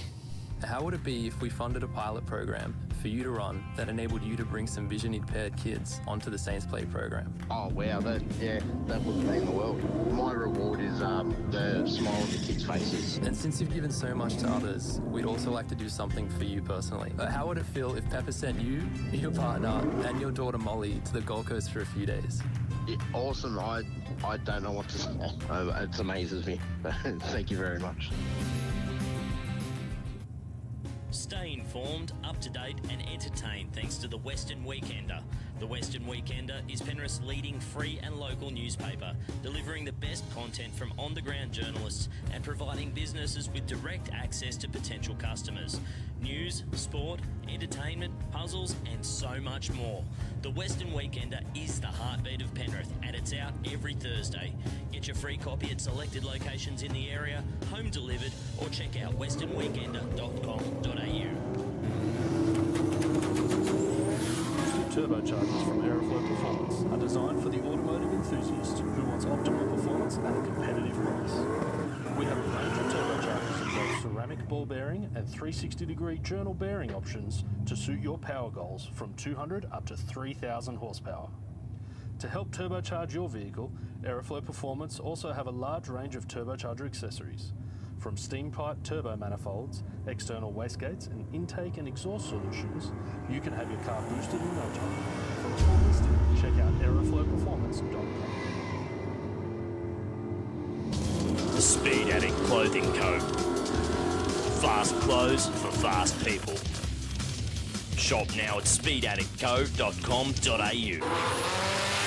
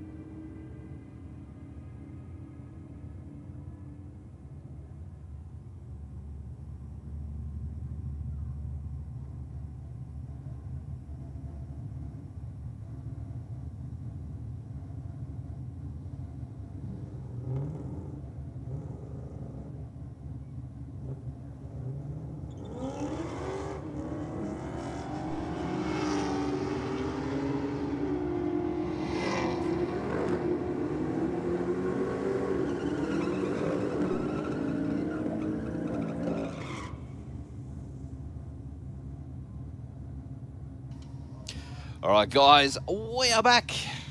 Well, your Porsche's getting quicker, Mark. 11.80 this time around. Yes. 120 mile an hour. Getting a little bit closer to where I suspect your Porsche would be. Yep. Or should be. Look at our bike competitors too. Fantastic turnout of the motorcycle riders. Ooh.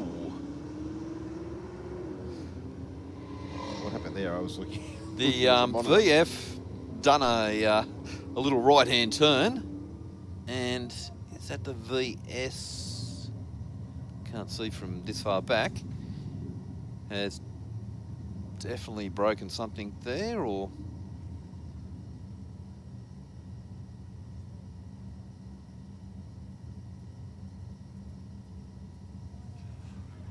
okay, just having a bit of a look underneath. We can't see anything hanging down, so. Well, that is a bit unfortunate down on track, guys. Hey, boys, I'm up in the crowd area. Of course, going to where all the crazies are in Burnout Central. Just had to jump on Facebook and say g'day to everybody. Say hello to everybody and that's watching via our live stream platforms, guys. Welcome to our V8 versus Rotary night. It is going off tonight, I tell you. I cannot wait. We've got a huge amount of cars out the back. Hello. How you going? Now, up in Burnout Central, this is where all the rev heads sit and the crazies. So, are there any Rotary fans in the crowd tonight? Right there? Beautiful. I'll get to you in a second. Oh, g'day, sir. What's your name there? G'day, my name's Mohammed. How are you? Hey, mate. Welcome. Mate, what's your favourite model of Rotary, mate? You more RX3, RX2? RX3 sedan. I'm just copying Roden. There's the name we haven't heard for a long time. You've been practicing that voice for a number of years, I can tell. Now, no, you're good? All right. Well, I'll tell you what, guys, it's good as now. Of course, there'll be a lot of V8 fans here tonight, too. There's a V8 fan down the front here.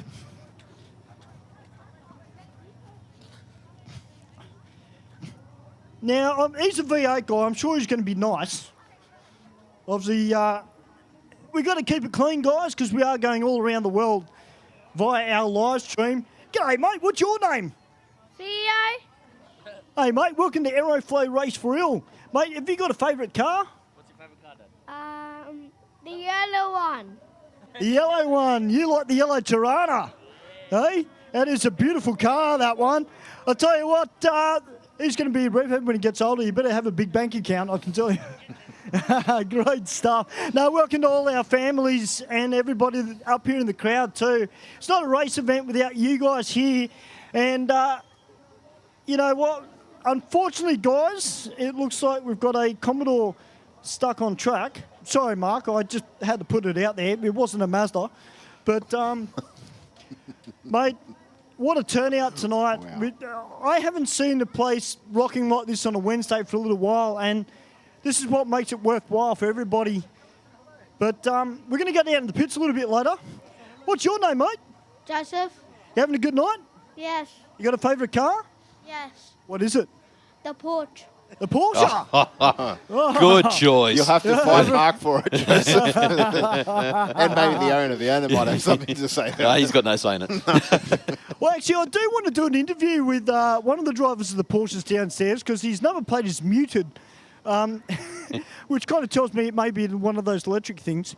It is indeed. It's got a big E on the back window there, Stu. Ah, does it? Okay. Could be a diesel then. But it's great to be up here in the crowd, of course. You know, it's one thing to have a chat to the racers, but when you have a talk to the paying public as well who have come out with their hard-earned money, enjoying our off-street drag racing here at Sydney Dragway, if the rocket's fired up, you know, it's going to be a good night. There's a good vibe up in Burnout Central. The donut shop has got a massive line going towards it, guys. So if you're after a really good coffee or some donuts, make sure you go and see Denise and Mel. Don't forget, guys, the Sydney Dragway official merchandise shop is open as well. And Jackie's up there. She got some great-looking shirts up there as well. People coming up and having a look. So if you've got kids or you're after a shirt or a jumper, guys, make sure you come up and see Jackie.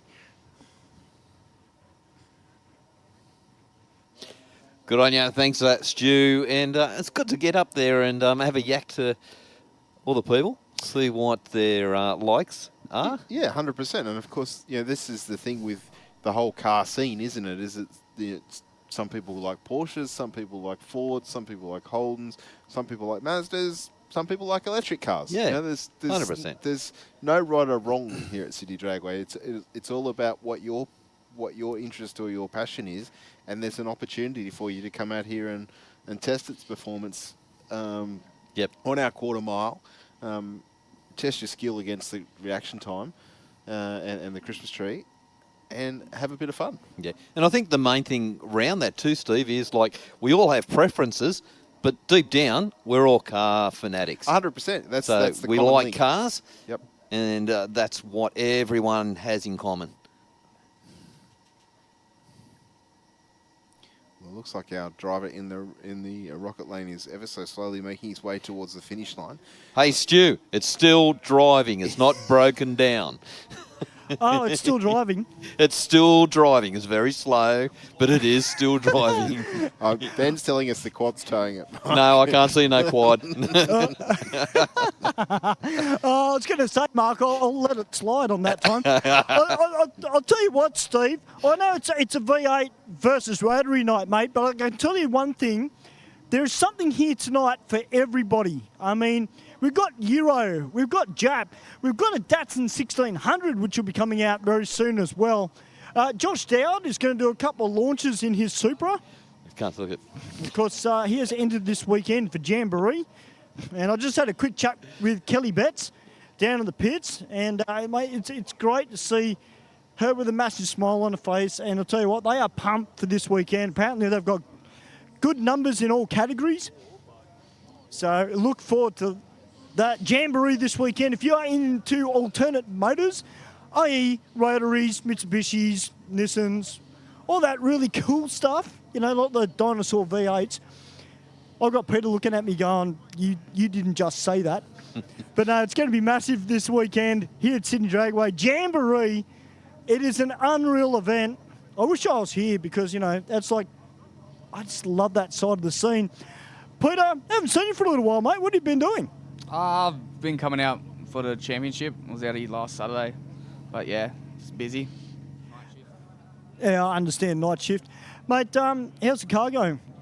Yeah, cracked personal best, 14.57. So pretty happy with that for a little 6. But yeah, that's about it.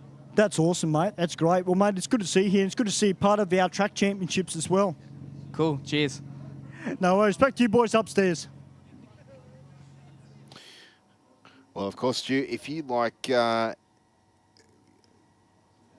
national championship drag racing, of course, we will be hosting the NDRC and Gulf Western Oil's Nitro Champs here at Sydney Dragway. Not this weekend coming, but the following weekend, Friday, Saturday, Sunday, where you'll have the opportunity to see nitro burning 11,000 horsepower top fuel dragsters, 11,000 horsepower nitro burning funny cars, and of course our nitro burning top fuel motorcycles that will also be putting on a show for all of our competitors. There's Pro Slammer, Pro Modified, there's Pro Stock, plus all of our sportsman categories as well. So everything from junior drags all the way up to our competition classes. Should be an absolutely fantastic weekend. 3 days of racing here, Friday, Saturday, Sunday. Jump online, grab your tickets, or you can purchase them at the venue. Absolutely fantastic to see yet another big event supported by Gulf Western Oils. Strong entries across all categories for that race meeting as well, so fantastic to see.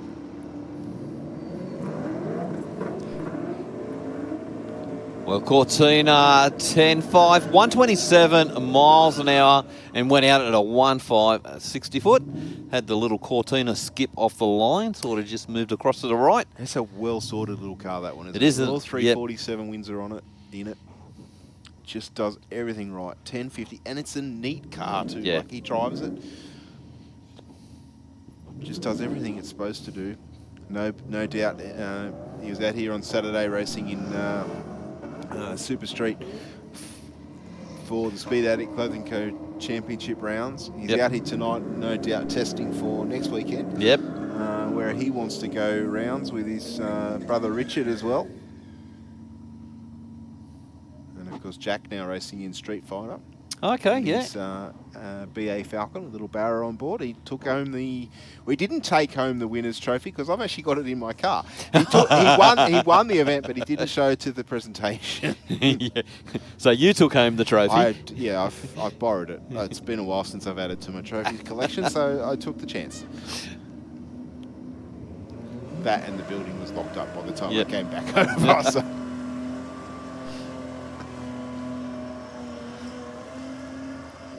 Well, 14.9, 86 miles an hour for the Aeroflow lane to a 15.8 for the Rocket lane.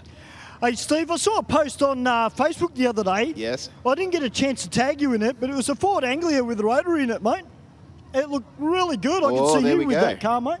Well, I have contemplated that, but 20B. I think it was a little 13B turbo. The 20Bs are so expensive now. Are they? Ridiculously expensive. Mate, I still reckon 2J it. Well, I'll tell you what, boys, we've got a little bit of 2J action coming up soon. Josh Dowd here going to be testing his Supra. But for the time being, guys, we've got a huge amount of cars here. I haven't had a chance to come out and see the Galano Engineering Mark 7 Golf out yet. Of course, for those people that haven't seen the car before, they actually set a record late last year as the fastest Mark 7 Golf. And it's a huge credit to that team and that engineering group as well. And yeah, we're very fortunate to be able to show that, not just obviously here at track, but also show it all around the world too via the live stream.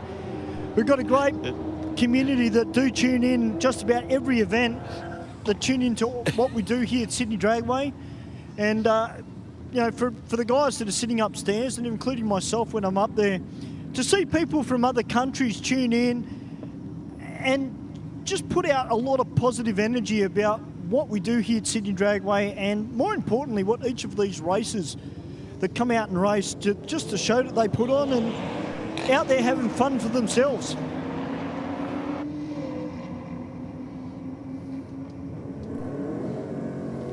Our R35 out in front at the moment, 11.21 with a 0, 122 mile an hour. Got there to over a 12.44 with a 2 mark. Yep. We've got the VX Commodore over in the Rocket lane. It's got the big N on the back window. I think from memory these are both Stutchburys. Ah. I'm looking at this silver VL down here with the Hillbilly number plates on it. Yes. With a bit of metal hanging out of the bonnet. Yeah, he's got the N on the back window of that one too, Stu. Pipe hanging out the side.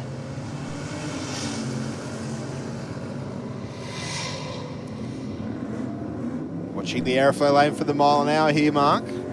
Nice clean launch. 135, 998 with a 4. Thank you very much. Good pass. VK, a nice strong burnout.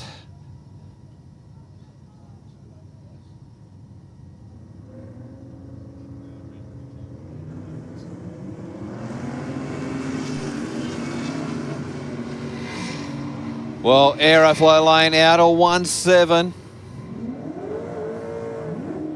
10.1, 100 miles an hour to an 11.8, 121 miles an hour. So big back down from that car.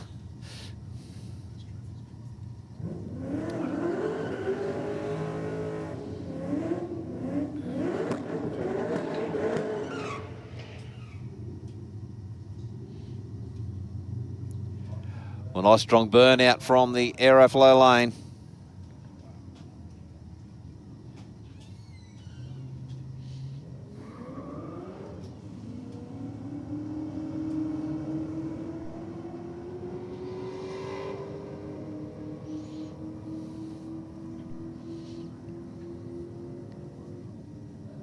(11.9), 122 miles an hour for the Rocket lane. Not sure if there's any problems with the car in the Aeroflow lane. I don't know about you two upstairs, but I reckon here in Sydney, I reckon we've got the best bunch of VK Commodores in the country, I reckon. There are some absolute stunners here tonight. Particularly this one down here. This is hot. I like the number plates. HDT 383. Now, actually got a fair few R35s, GTRs here tonight as well. Now, if you are a GTR fan and you don't get to come out here to Sydney Dragway all that often, well, I can tell you what, guys, towards the end of May, we've got the GTR Festival here at Sydney Dragway, which is brought to you by Motive Video. You do not want to miss that. We've got some of Australia's craziest skylines that will be making their way out. Now, I was here at a test day, a private test day on Thursday, and we had an R35 out here, boys. Unfortunately, he lost the bonnet and pretty much destroyed his windscreen. But I can tell you what here now, boys, that car is one to keep an eye on in the GTR scene. It is going to be insane when that car gets sorted. And you know, if it's got a Croydon Racing Development sticker on the rear end of it, you know it's going to be quick. Yeah, it definitely there, Stu, because those guys can screw a car together, can't they? Well, they certainly can, and you know, for so long, and I don't mean this in disrespect, but you know, you say Skyline, the first workshop that really comes to mind is Matooks, for good reason too, because those guys have put a lot of R&D and a lot of money and time into what they do. But Croydon Racing Developments, you know, they've been around the scene a long time as well, and I mean, can't wait to see the friendly rivalry between them and Matooks come GTR Festival and a lot of our other events that have come up here at Sydney Dragway. Well, Stu, you're down the line there. Did you hear a little bit of a whistle of a supercharger out of that VX Commodore? I did, actually.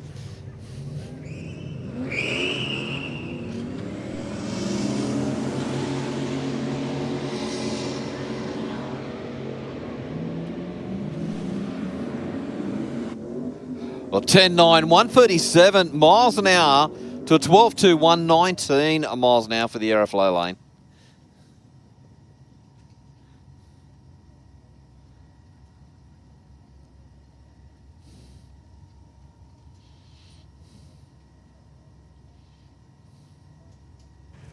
That's a bit unfortunate there for SS Chop. But I'll tell you what, boys, we've got R mode, which is about to come out, the R35 GTR, and it's got some pretty serious street rubber on it, but in beside him, of course, the compatriot as well. And, you know, it's a bit of a shame, actually, that they don't still sell these here in Australia, because they are, for me, you know, they've come a long way when they first came out. And I think, as evidenced by what we've seen in the racetrack, boys, they're starting to get quicker and quicker as well. And they're certainly a car to keep an eye on in our street scene. Yeah, Stu, when these first come out, they were expensive cars, and but geez, weren't they quick? And they sort of opened up a lot of eyes of how quick they really were. And when the guys started playing with them and opened them up and done a bit of work, they were getting some phenomenal horsepower out of those cars. Well, now that the technology has progressed so much with them too, we're starting to see them now in more drag spec rather than race spec. A lot of them running the radial tyres.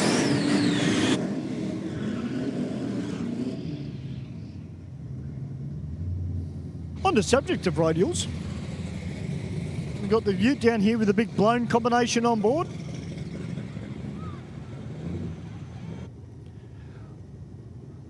I'll tell you what, we got a nice array of cars just rolling on through here, Stu. Got the Statesman and the HG sitting down in the burnout boxes. Well, Ute goes out 1,760 foot.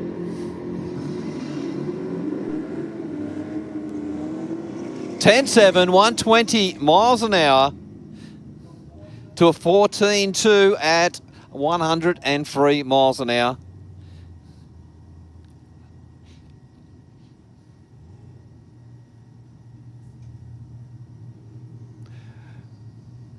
Look at the HTHG sitting down the rocket lane. Statesman right beside him in the Aeroflow lane.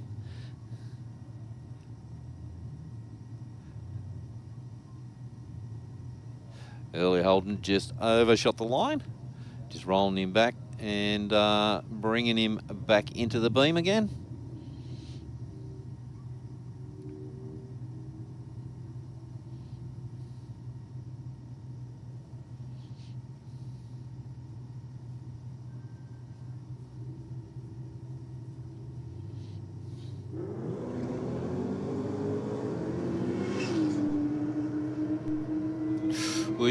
It's getting a bit skatey there. But Statesman out and gone a 1.760 foot. Goes through 11.3, 122 miles an hour.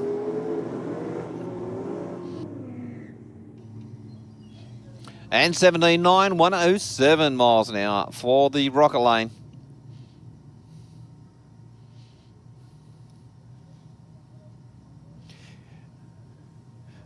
Another Statesman up against the HJ.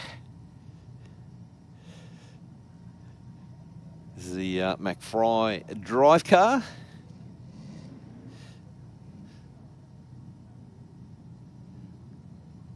So big cube motor. I'm saying it's just a crate motor.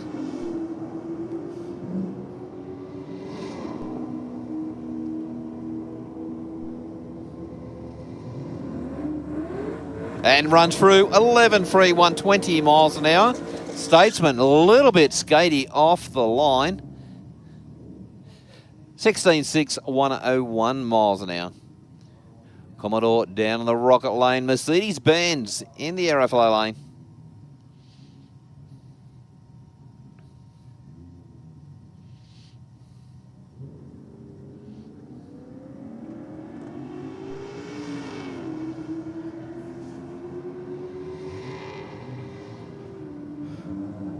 Definitely a heap better reaction time for the rocket lane. And goes through 12.9 to a 13.1. We've got the Dado sedan up against the Dado Ute.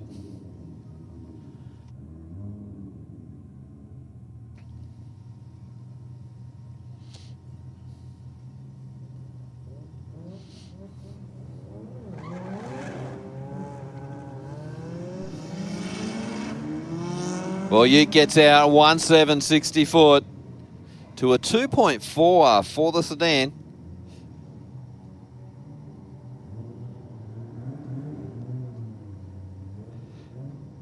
$16.0 for the rocket lane to an 18.1 for the Aeroflow lane.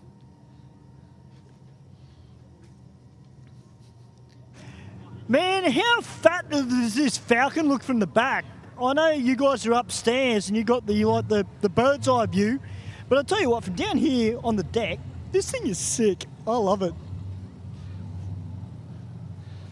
So what's he done to the back of that, Stuart? Is he moulded where the bar went in? Well, it's got Wood Duck's family race team sticker on the rear end of it. But, Okay. you know, mate, this thing's got the roll cage in. It's got all the good gear on it. So, look forward to seeing it go down the track. Of course, he's been here a few times before, but nevertheless, we welcome him back. And tell you what, boys, there's a lot of people that are starting to get semi-serious here at Race for Real when they've got the radials strapped to the rear end of the car. Well, I'll tell you what, now's the time to get real serious on your reaction time because there's money up for grabs. Absolutely there is. And I'll tell you what, there's a few races out the back, Mark and Steve. I'm not going to lie, but there's a couple of them out the back that kind of wish they were in the money tonight because you've earned it if you've won it tonight.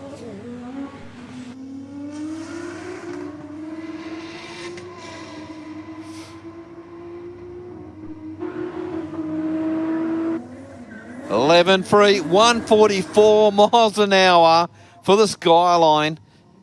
took it very easy off the line and then just brought the power on. Every time it just come into boost, the thing was moving round. Done a great job of steering the car.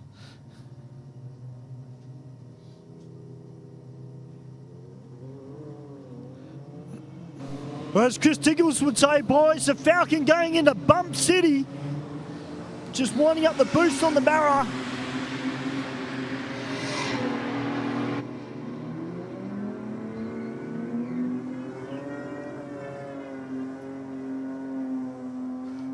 Well, 11.3 to an 11.2 for the Rocket Lane.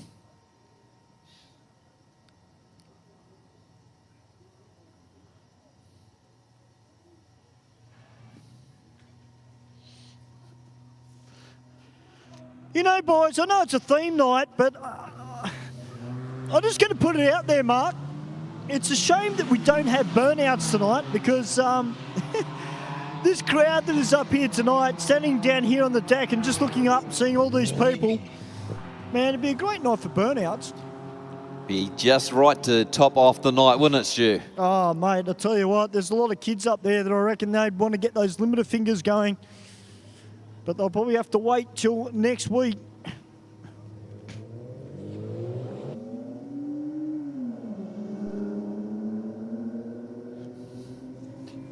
Well, Falcon in the Aeroflow lane.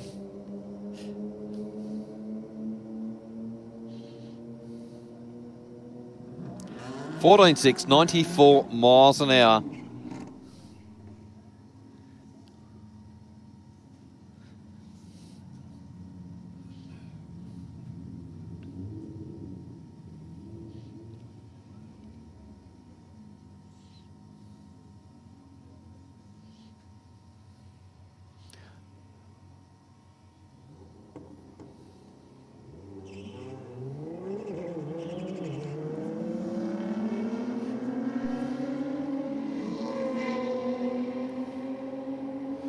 Well, not a real lot between these two cars. 11.4, 126 miles an hour to a 12.0, 109 miles an hour. Skyline in the Rocket Lane was just dabbing the brakes early, just trying to slow it down.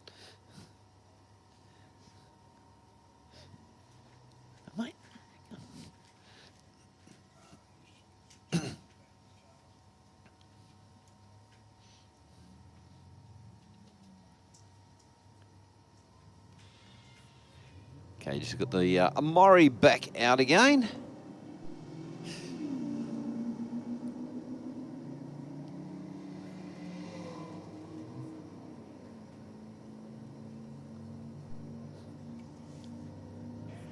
Now, I did mention that we've got everything here tonight, Mark, including what looks like a little Suzuki cappuccino. Okay. Of course, the little Roadster. Might be small, but I reckon it'd be a lot of fun through the twisties on certain roads. Of course, doing it safely, doing it the right way. But I'll tell you what, mate, down here in the staging lanes, it is sensational. I'm not going to lie, man. Well, I'll tell you what, Stu, we, from where I'm looking up here, we've got a solid 5 lanes of cars and we've got a lane of motorbikes. So got a great turnout tonight. It's absolutely sensational.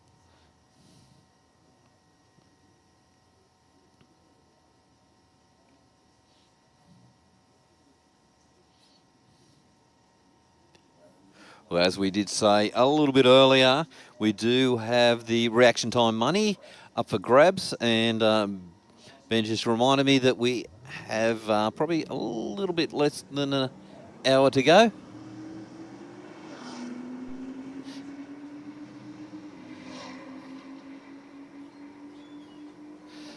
So if you are going to lay down a great reaction time, now is the time. 13.7 to a 12.1. Well, I'll tell you what, Mark, a lot of the motorcycle riders down here, if there's anybody that's able to take money, it's usually the bike riders. And I'll tell you what, we've got some very, very nice looking motorcycles down here in the staging lanes as well, and they've been putting on a fantastic effort tonight as well. Of course, a lot of them do race at our New South Wales State Champ rounds, brought to you by Speed Addict Clothing Company. And it's great to see them here tonight doing what they do best and throwing it down the quarter mile.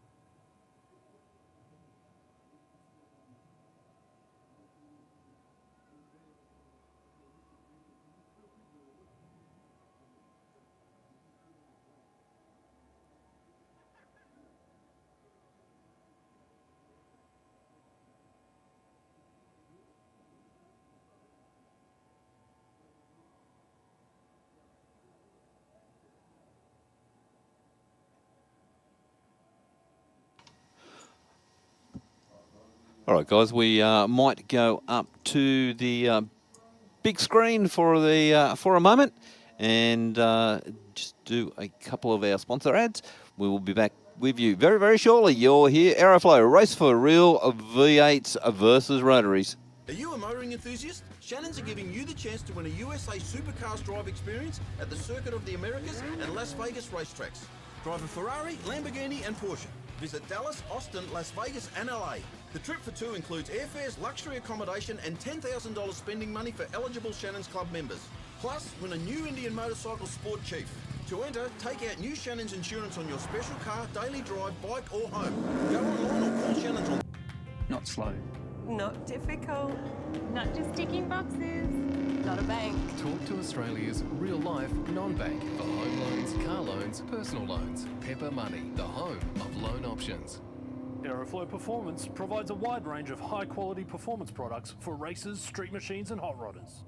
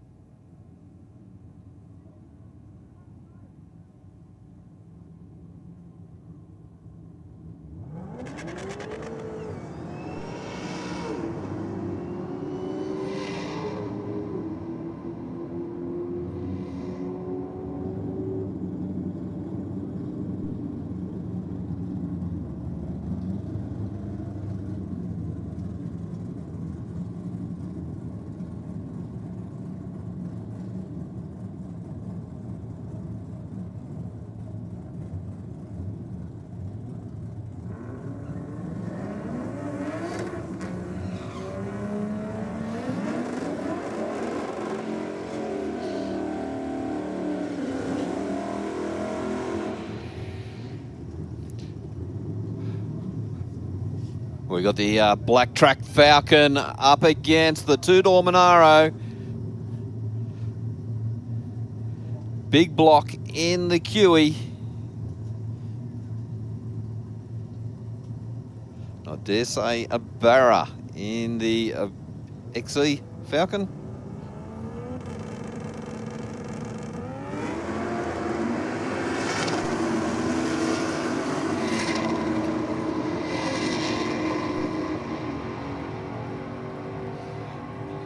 .8, 134 miles an hour. Falcon moving around top end of the track and got out of it early.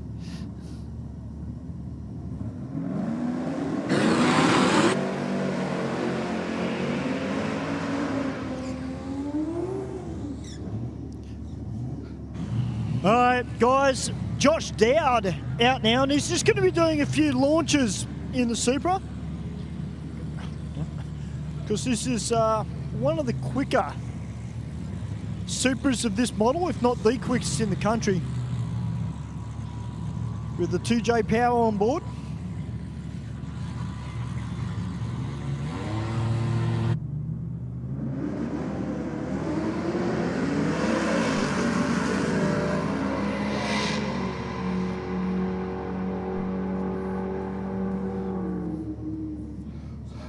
Well, Joe goes through 8, 9, 160 miles an hour.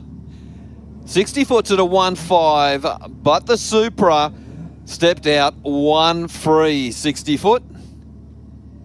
And buttoned off at that. As Stu said, he's just testing, launching the car at the moment.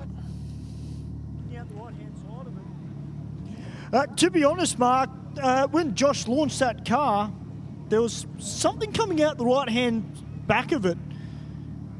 And it was spewing out pretty hard, so I'm not really quite sure what it was. I know the boys just threw something over. It looked like little ball bearings, so...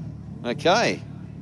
But yeah, it's just picking up a piece of metal off the track now. So whatever has come out of that car, it looks like it spewed a little bit of grease or oil, because there was a definitive amount of liquid pouring out of the right-hand side of it up to around 60 foot of the racetrack. Yeah, that's not always a good thing. No, it's not.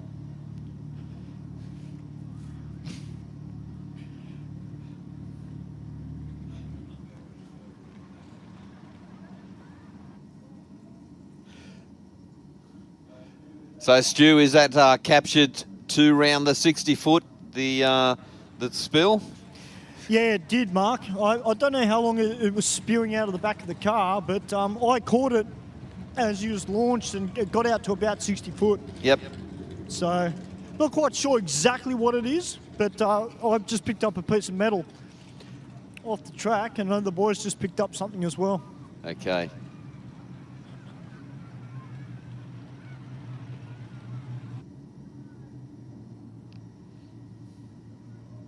All right, we do have the tractor just coming down now to do a little bit of a drag over that area.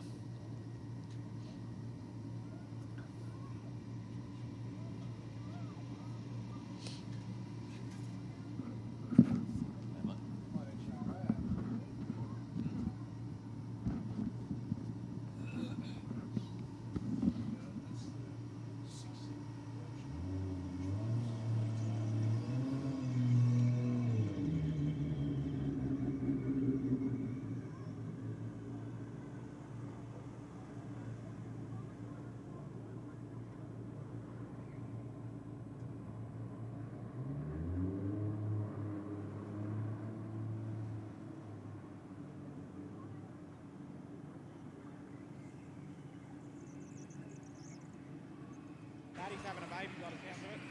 What?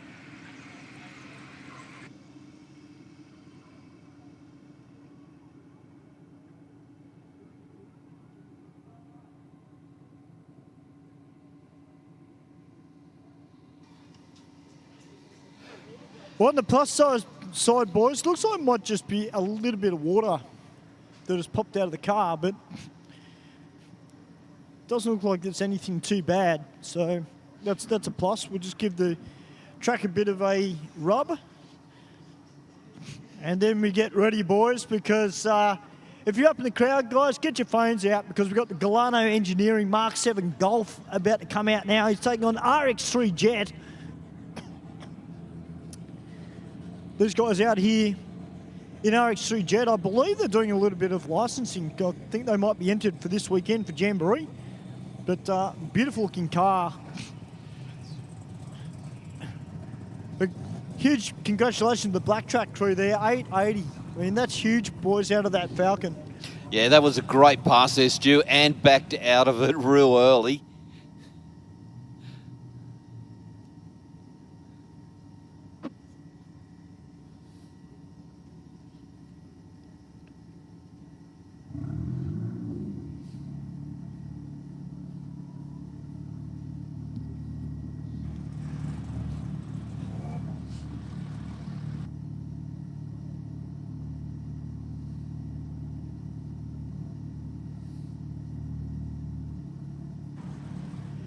Now, we do talk a lot, Mark, particularly here at Aeroflow Race for Real, about street cars. And we do make it very clear that Wednesday nights is about road registered street cars coming out here and getting it off the streets and doing it safely. When you get to this level of build where you've got a lot of money invested in the car as well. Oh man, that sounds good from down here. Because that's motor built by Rotormaster as well in that car. But as I say, Mark, you know, you put all that time and effort into these cars and building them, and what better way to show off all the money and pride that you put in your vehicle than bring it here to Aeroflow Race for Real and really showing the younger generation as well. It's like, hey guys, this car's got a lot of money into it. I don't want to do stupid stuff on the street. I'm doing it the right way.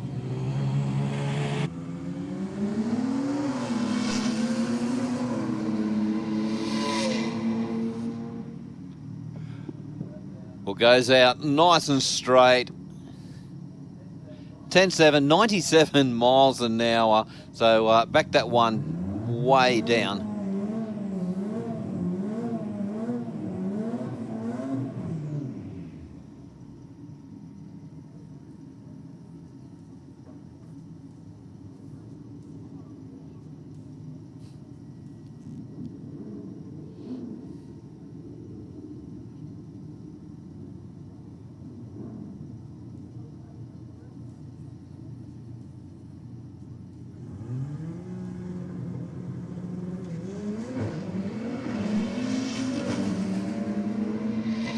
Well, 1.464 on a good pass. 8.8, 157 miles an hour.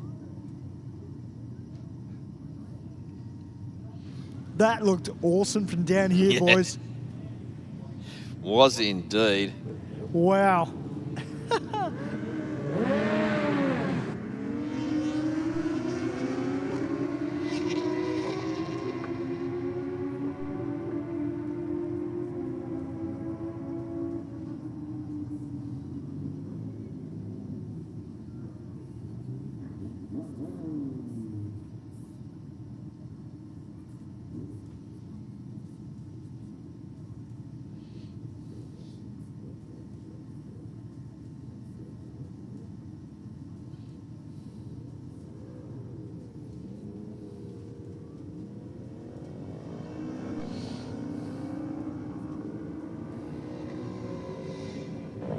Well, boys, I can tell you that the wind that was coming up the track has died down considerably down here as well. It's not as chilly as what it was. And that's why we're seeing some really good quality times starting to appear.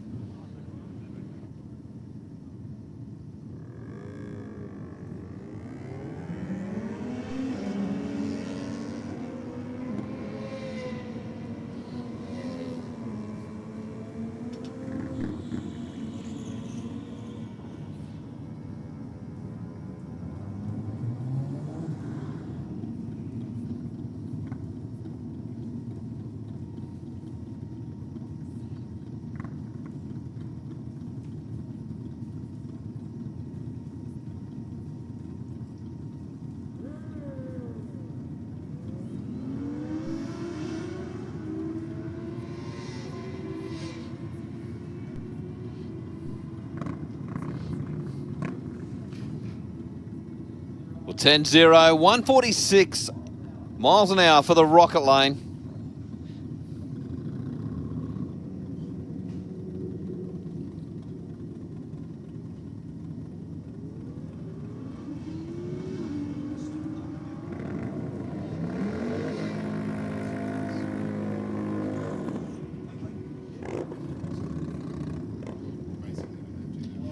$12-1 to a 12-2, 113 for the rocket lane.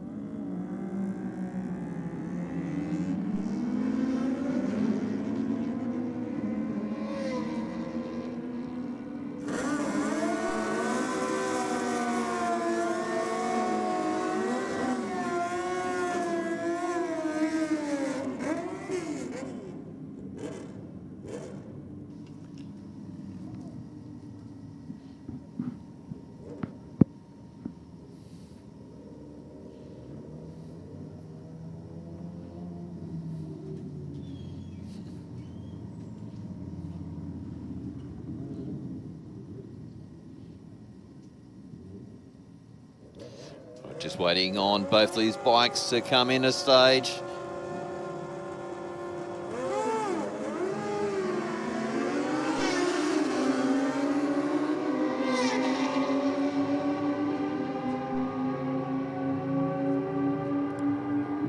(9.8), 137 miles an hour to a 10.2, 141 miles an hour.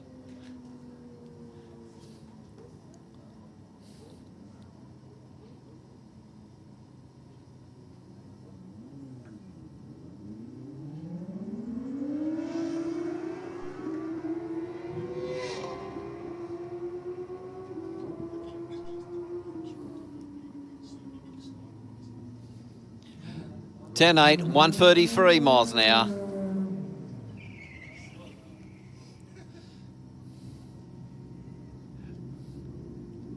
Got the Honda down in the Aeroflow lane up against the BZ over in the rocket lane.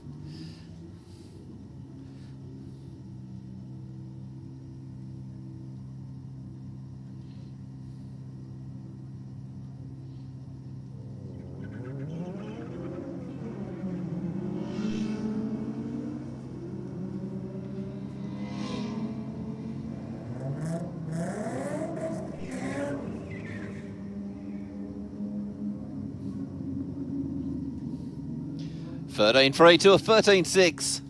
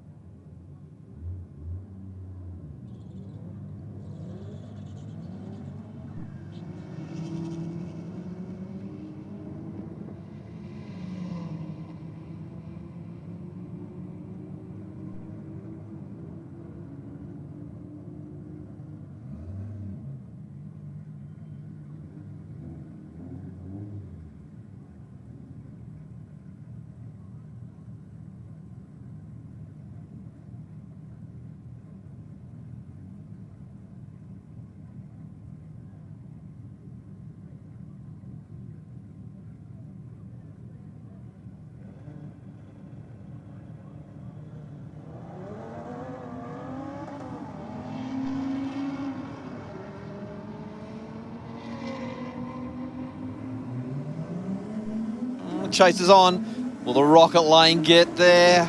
No, just misses out. 13.3 to a 12.5.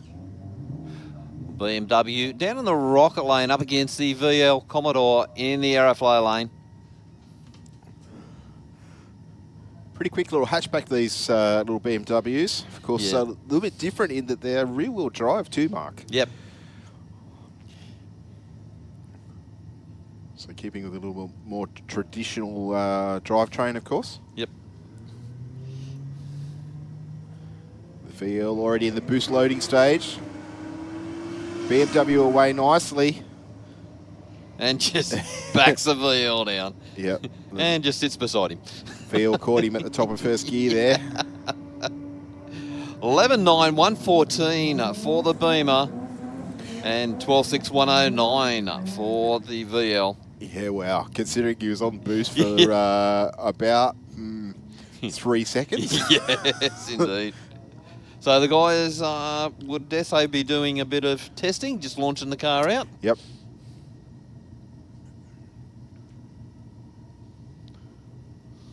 We've got the Commodore down here, the X-Cop number plates. This one that Stu was talking to him earlier. It's a ex-police car. And the Rocket Lane's going to take it, though. 12.40 at 9 with a 7, 123 mile an hour mark. And 15.4 for the Aeroflow. The Triple S Pulsar taking on the Commodore in the Rocket Lane. Don't see many of this model Pulsar on the road anymore. No. Hey boys, just down here in the staging lanes, and you know, we're talking about tuning in drag racing. Well, this doesn't get much cooler. The little Morris Ute with a Toyota twin cam motor in it, and they've got a little bit of page up action going on. Mate, how's your night going? Yeah, good. Yeah, loving it. It's great. Mate, very interesting styled vehicle. What gave you the idea to build it this way? Oh, it was just sitting in the shed doing nothing, all rusty and that, and I was watching those dudes on in America with rat rods and that. I just walked past it one day, I just thought, oh, bugger it, I'll do that to it. Well, mate, I tell you what, it's not only does it stand out, sweet looking ride. Thanks a lot for that, yeah. Everyone's been over it, looking at it, and they'd really like it too, yeah. So, what was the thought behind the engine in the car? I had a Datsun 1400 in it, and I've seen them that they put the 4AGs in it, and I thought I want to do that. So I eventually got a complete car, and just swapped the engine out, and my nephew, he's done all the work to it, so he's playing around with it now to try to iron out a couple of bugs. So I'm still working on it, so yeah. What's your best time tonight in the car? 14.7.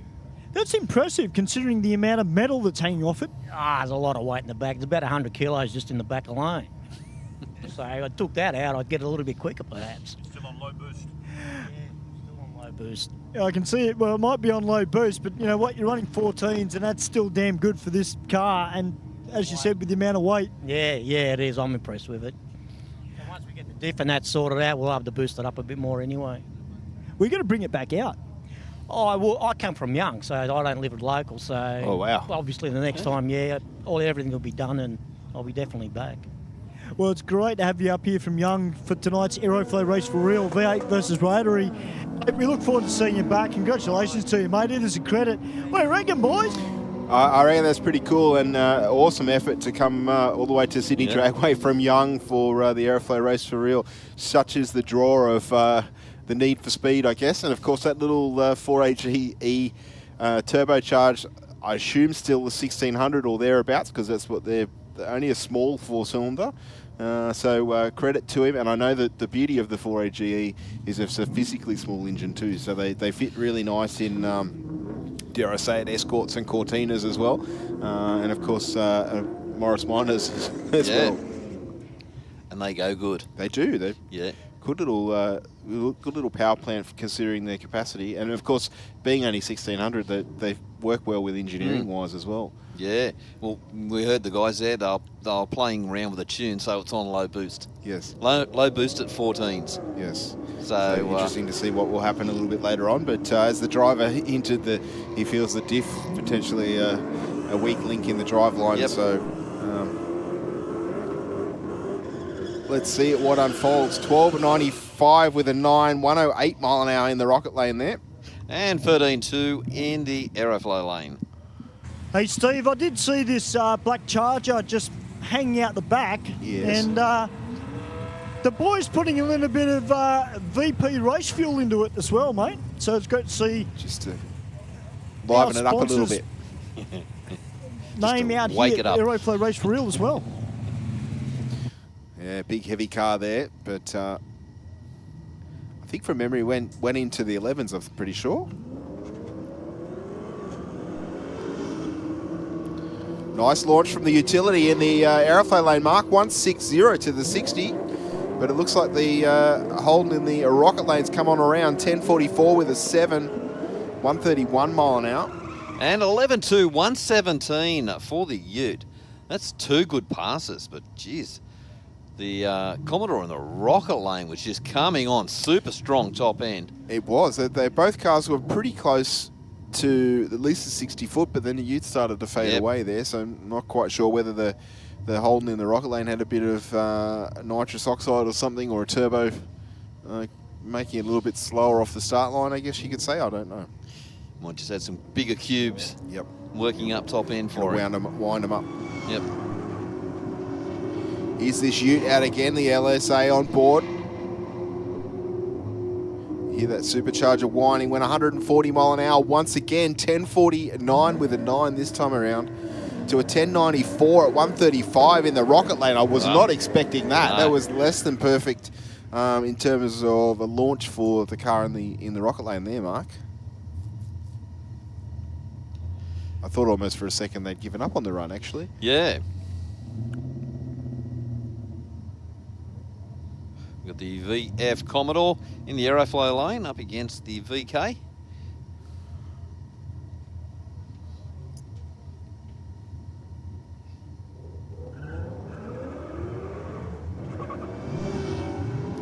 Ooh, VK getting a little bit loose at the top of first gear there. The VF straight down the centre of the Aeroflow lane. 11.39 with a 3, 123 mile an hour through the finish line. And 15-4 for the Rocket Lane. Nice strong burnout in the Rocket Lane. The VK in the Aeroflow lane. Actually can't. No, Commodore in the Rocket Lane. Yes.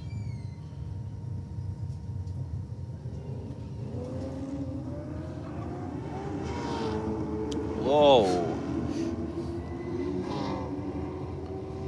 Is that? Very close to the centre line, isn't it? VK, yeah. What that big puff of smoke was from there? We might have just missed a gear change or something.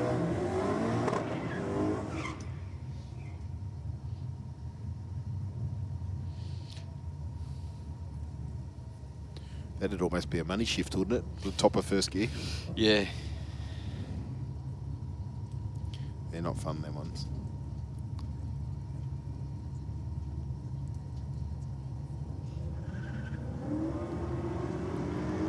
The VZ HSV. See what the VP race field did for the Aeroflow lane. 10.60, 2 with a 7, 123 mile an hour.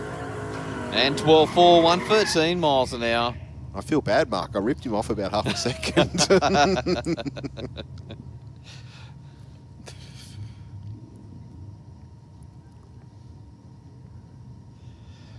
We've got this mint-looking VH Commodore back out.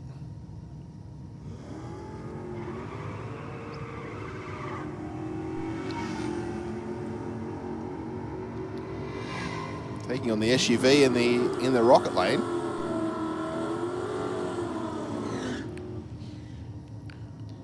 $12.02 for the Commodore to a $12.52, 109 for the Rocket Lane. That's a quick SUV, isn't it?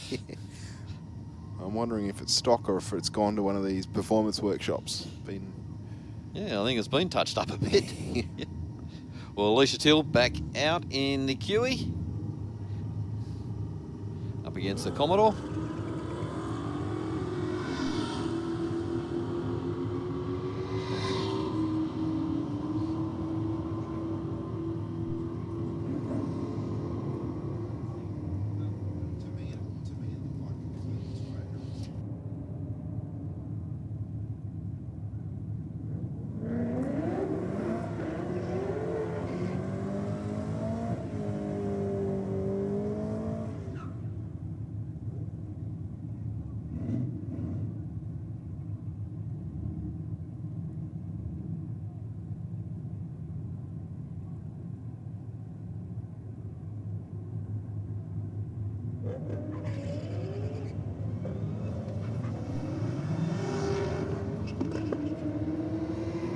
Well, not a bad reaction time for the Rocket Lane.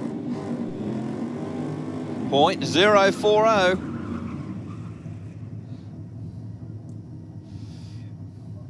Runs on through for a 12.17, I think it was there, Mark. That's We our, got down here the Crusader, I think, in the Rocket Lane. And is that an old comma truck or?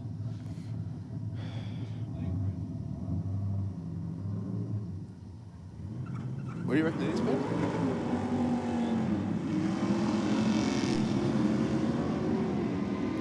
I can't see through the smoke, Mark. It's hindering my already bad night vision.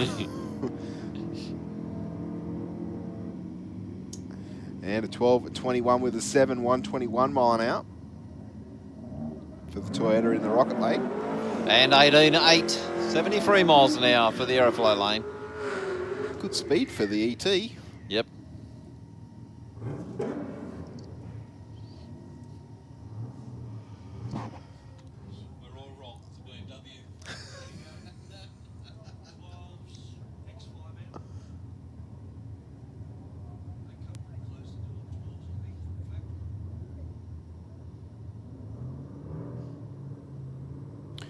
Question is, geographically, Ben, who was closer?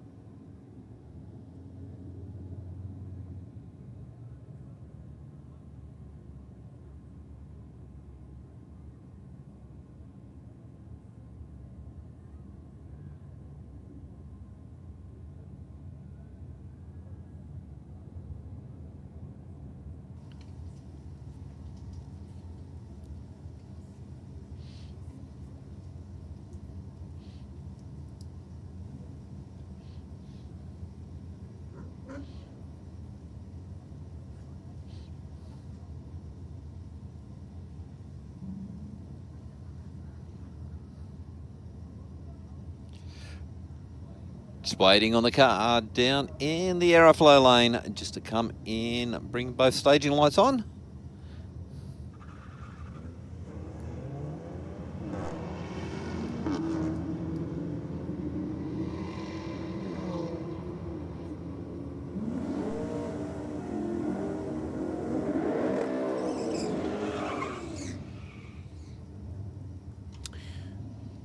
Ooh, a little bit of old versus new on the start line. Yep. The late model Mustang taking on the Cortina. Can't remember what the Mustang rang, but the Cortina runs into the 10.5s. Yeah, a bit the same actually. I can't remember what the last pass in the Mustang was. Well, I think the first pass that I saw wasn't a clean pass out of the Mustang. Nah, it's pretty sketchy. No issues for the Cortina off the start line. 050 on the tree. Goes 155 to the 60 and a 1057, 128 miles an hour. And 12.3, 128 miles an hour. Yeah, so it's telling me that it should be running mid-10s. Mid-10s, yep. Or thereabouts.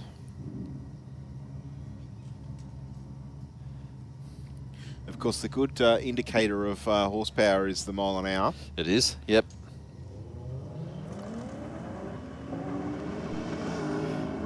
Oh, Commodore getting a little bit skatey. The Falcon keeping up with him though. He's not letting him get away. 12.02 with a 5. 109 for the Falcon U to a 12.11. The Falcon probably his worst light of the night that I've seen. 321 there. And he has been in high 11s. Maybe he's running out of gas. Yes, yes. Maybe the bottle pressure's dropping a bit or something. Yeah.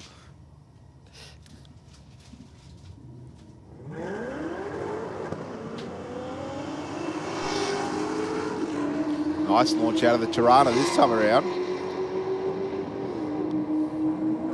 151 to the 60. 11.38 with an 8, only 91 miles an hour. Wow, yep.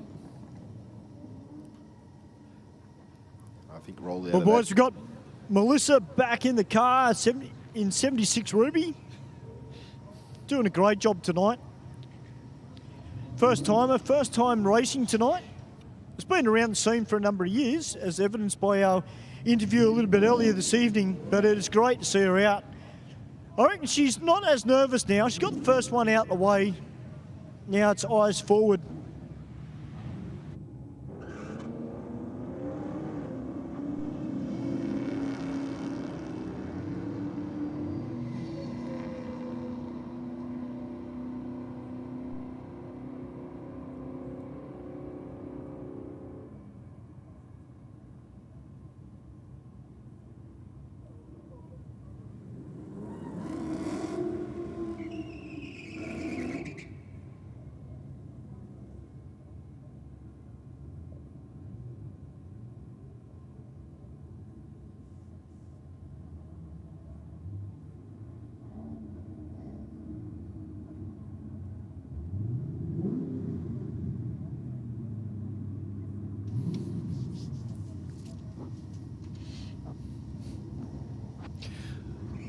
Got the wagon up against the ute. Commodore and Commodore Crime. 080 on the tree for the Rocket Lane. Glad we've got the computer recording all of this, Mark. Yes, yes indeed. Good side-by-side race. I think the wagon's going to get it though. 14.46 with a 197 mile an hour. And 14.7 for the Rocket Lane.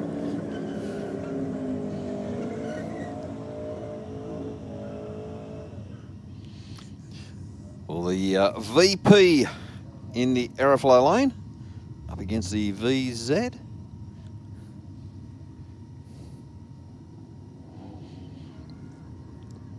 It's Brian Addising in the Rocket Lane there.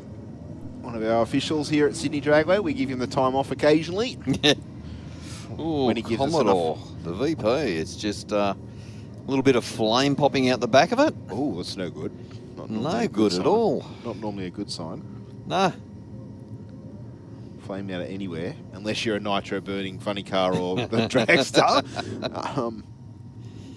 Yeah, couldn't even hear it on the track mics either, so definitely a problem with that car. still under its own steam, so that's all good.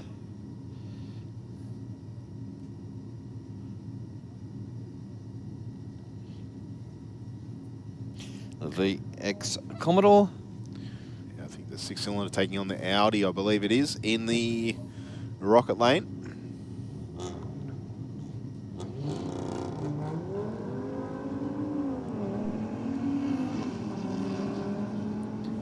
The rocket lane at 186 to the 60.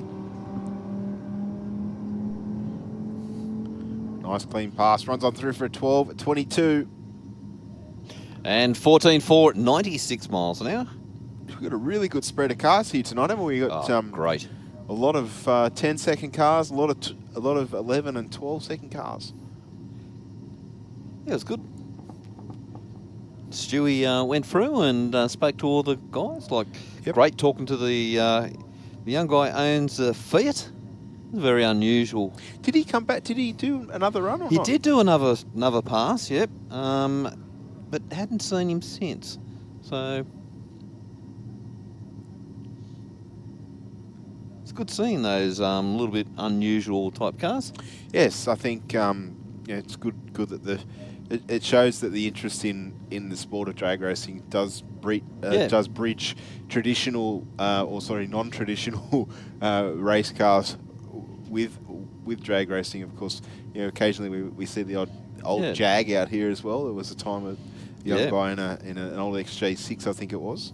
But yeah, it just goes to show you don't need to, not here to set the world on fire. No. It's all about coming out here, having some fun, being consistent. And of course, drag racing is a sport where, because if you're running in the sportsman category, you can pick your dial in. Yes. So you don't have to have the fresh blueprinted engine every race meeting. You don't have to have fresh tyres. You don't have to have new clutches, new gearboxes. All that stuff is not... Obviously, there's a line in the sand where you would differentiate away from that. But at a grassroots level, you can come out and race like an event here tonight or a Speed Addict Clothing Co Championship round, in Street Fighter or Street Bike if you want to give the full experience a go. And you've got just as much chance winning in a 20-second car as you do in a car that runs into the 10s. 100%, yep.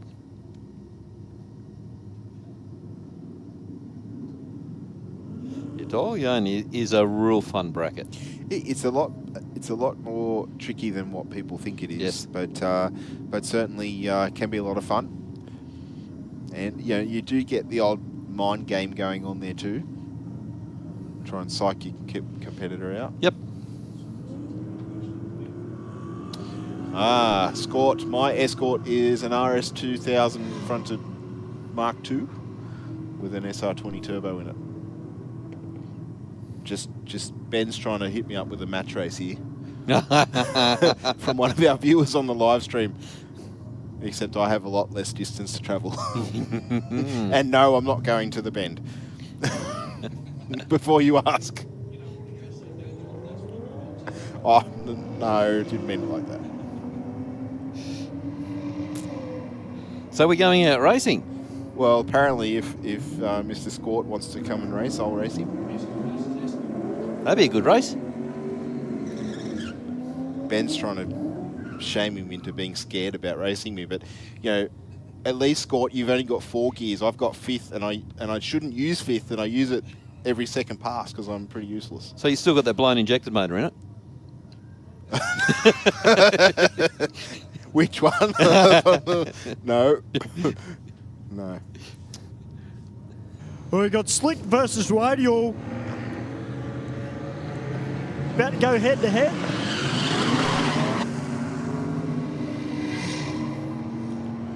Nice launch out of the Aeroflow lane. Not quite as quick to the 60 as it looked, but 9:49 with a 6. Look at the speed. Miles an hour. 60 miles an hour. That is the quickest run by a long way.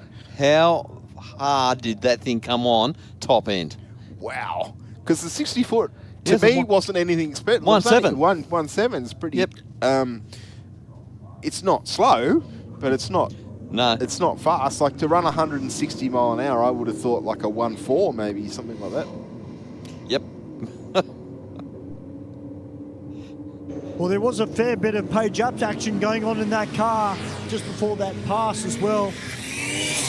The tuner was just studying the computer like crazy. Yeah, I think there was a lot of page up on that one, Stu. I think he'd be have a sore finger now just hitting the button. Nah, that's the scramble button. That's what that is. Isn't that where it lets everything go? Yeah. Boost wide open. All the fuel, all the advance. Yeah. Ignore all the alarms. That's it, yeah. Yeah.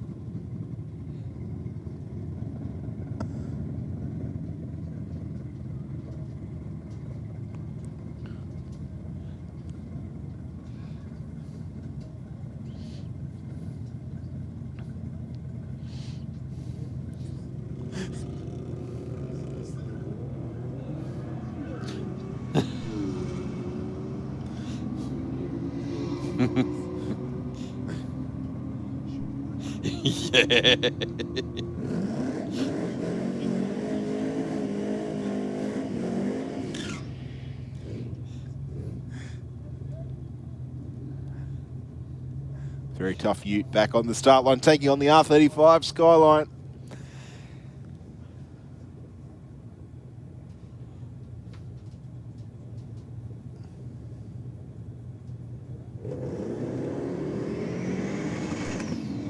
Well, oh, yep. I think that's the one with the supercharger at the bottom. It is, yep. Mine. We used to. What?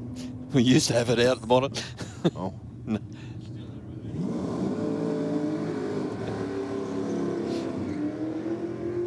Sounded like it didn't want to change.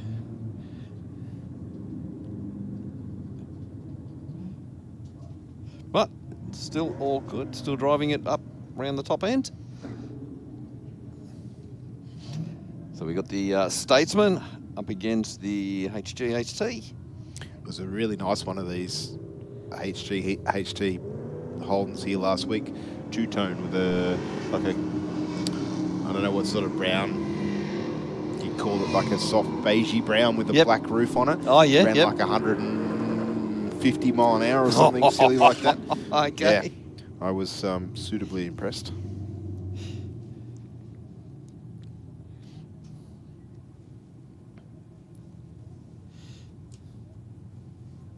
Yeah, they're such a great thing to do those conversions on because they've got a huge engine bay. Yes, and of course they're a pretty popular car now. You know, I guess they didn't demand the big prices that the Monaros did, so people sort of grabbed them and did what they wanted to with them. Yeah, well, they actually used to get. Oh, look at the reaction time. They used to get chopped up a fair bit. Yes. Like a lot of the guys with the Monaros used to cut out firewalls and floor pans taken out of the stands. If only we knew. Yeah, Only had that sports almanac, the reference to Back to the Future. Then but I guess if we knew that, then we'd all be boring and have stock cars, wouldn't we? I guess. Well, if you looked purely at a dollar value. I'd need a really, really big shed. Yes. Yeah, because you would have bought everything. I wouldn't sell me hatchback. I wouldn't have sold me LJ with the V8 in it. I wouldn't have sold me GDS Monaro. And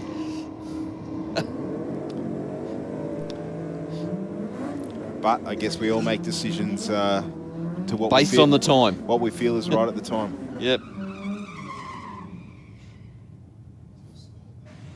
Just quickly, guys, we want to thank, from behalf of Sydney Dragway, guys, we want to thank everybody for coming out tonight for the V8 versus Rotary night. Tell you what, it's been an awesome turnout, not just from the racers, but from all the fans and the families that are here tonight. Thank you very much, guys. We want to see you guys back.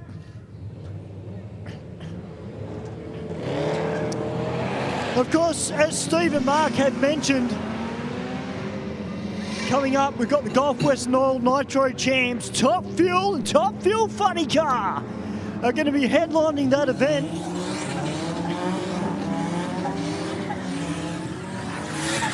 And I'll tell you what, guys, you do not want to miss it. It is going to be huge. And you know, Steve and I will be on the mic calling sportsmen, which is going to be fantastic. I cannot wait.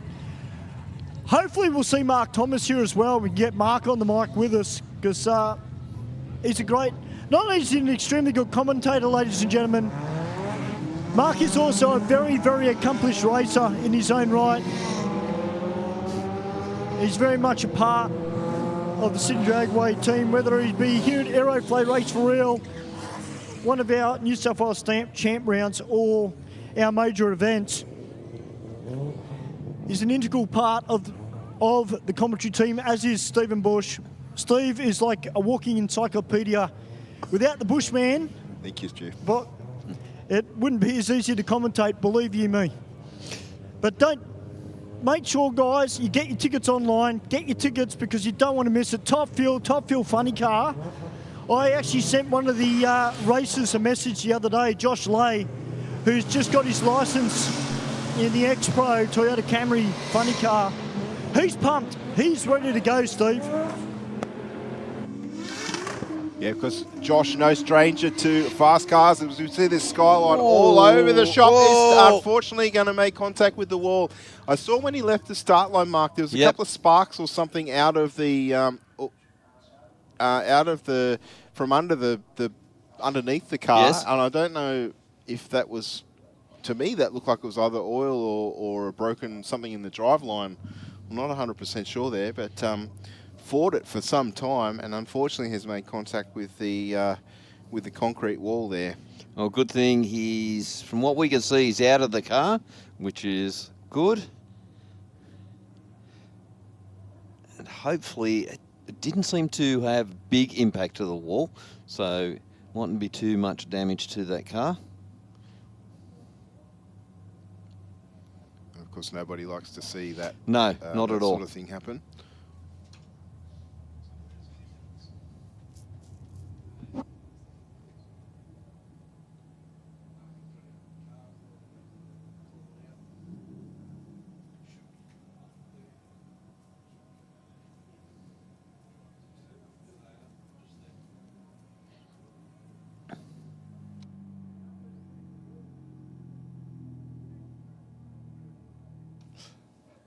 All right, guys, we might just go up to the big screen just while we have a little bit of a clean-up down the bottom end of the track. As we said, the driver was out of the car pretty much straight away, which is a great thing. We will be back with you very, very shortly. You're here. Aeroflow, Race for Real, V8 versus Rotary. Aeroflow Performance provides a wide range of high-quality performance products for racers, street machines and hot rodders. From fittings, fuel system components, intake solutions and even turbocharger systems, you can see it all at aeroflowperformance.com. Are you a motoring enthusiast? Shannons are giving you the chance to win a USA Supercars drive experience at the Circuit of the Americas and Las Vegas racetracks. Drive a Ferrari, Lamborghini and Porsche. Visit Dallas, Austin, Las Vegas and LA. The trip for two includes airfares, luxury accommodation and $10,000 spending money for eligible Shannons Club members. Plus, win a new Indian Motorcycle Sport Chief. To enter, take out new Shannons insurance on your special car, daily drive, bike or home. Go online or call Shannons on 134646. Bikereview.com.au is Australia's leading website for performance and modified motorcycles.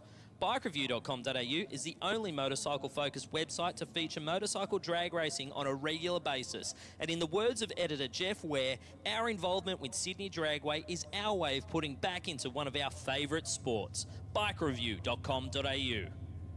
Stay informed, up to date and entertained thanks to Para News. Para News is Parramatta and the Cumberland area's leading free and local newspaper, delivering the best content from on-the-ground journalists and providing businesses with direct access to potential customers. News, sport, entertainment, puzzles and so much more. Para News really is the heartbeat of Parramatta and Cumberland, and it's out every Tuesday. Get your free copy at selected locations in the area or check out paranews.com.au.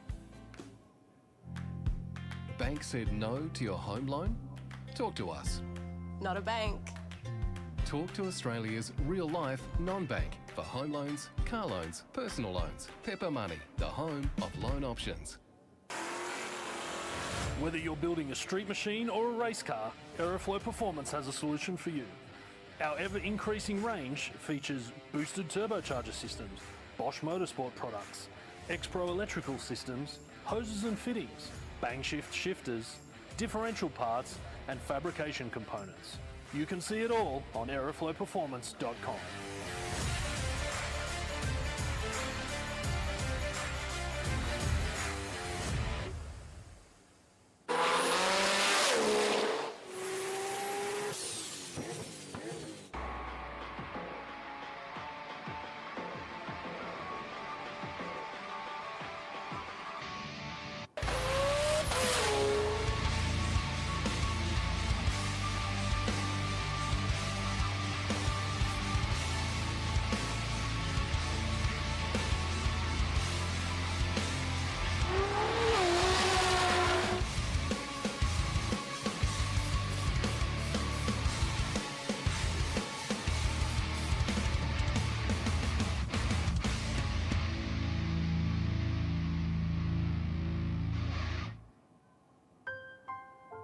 We've always had a few cars.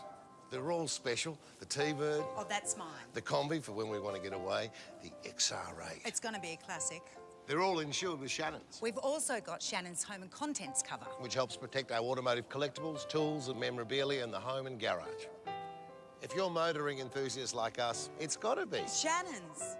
Shannon's, insurance for motoring enthusiasts. Call 13 46 46 for a quote. I've chosen to use VP Racing Fuel since I was a teenager racing motocross, which was 21 years ago now. I just have a really personal trust with VP Racing Fuels. Running on the ragged edge of blowing up and not, a lot of it has to do with the race fuel, and that's what we rely on, VP Racing Fuels. VP has been making racing fuel for 43 years. They're the official fuel of multiple top series globally. No matter where we are in the world, no matter what fuel we need, it's always consistent, it's always perfect and exactly what we're expecting and our tuners expecting. They support myself, my Drift Alliance bros, and for that, I'm extremely thankful. Keep making amazing fuels, and we'll keep out there having fun.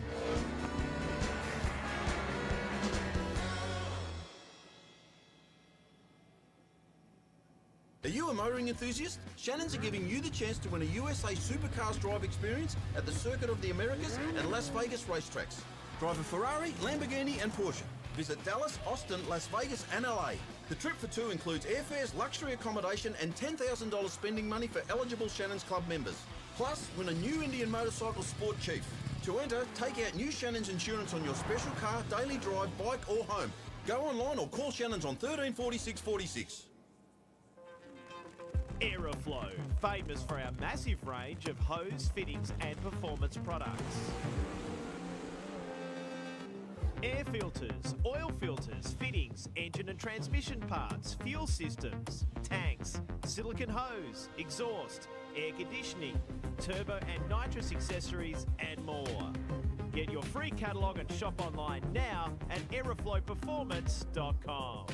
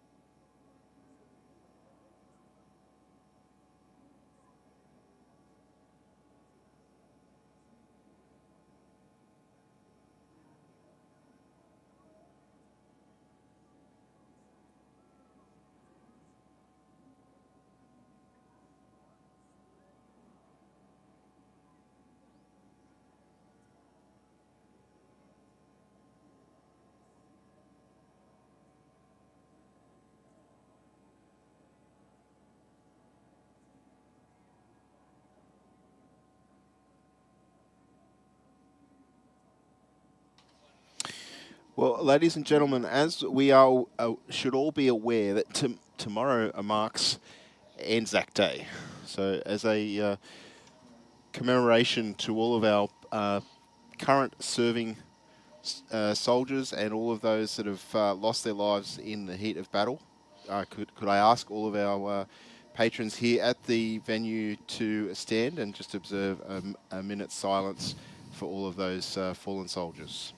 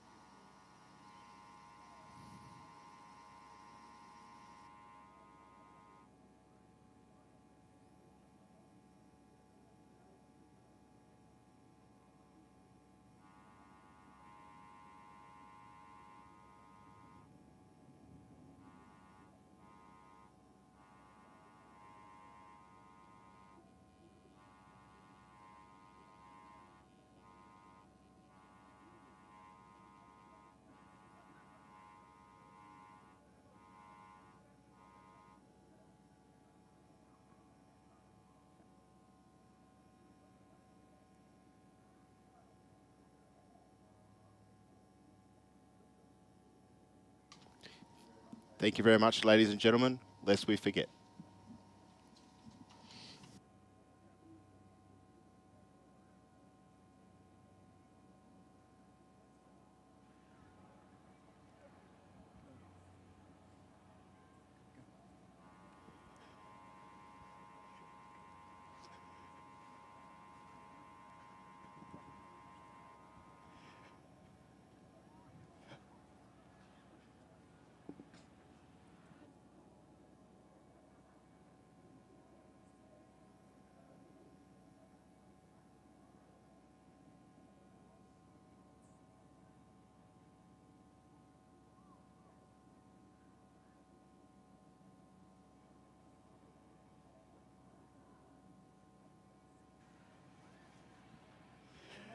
Well, Mark and Steve, I've just been down to have a quick look, and there is a fine spray of something on the track, so we will have to get that cleaned up. There is a bit of a mess down there, so we will be down for a little while.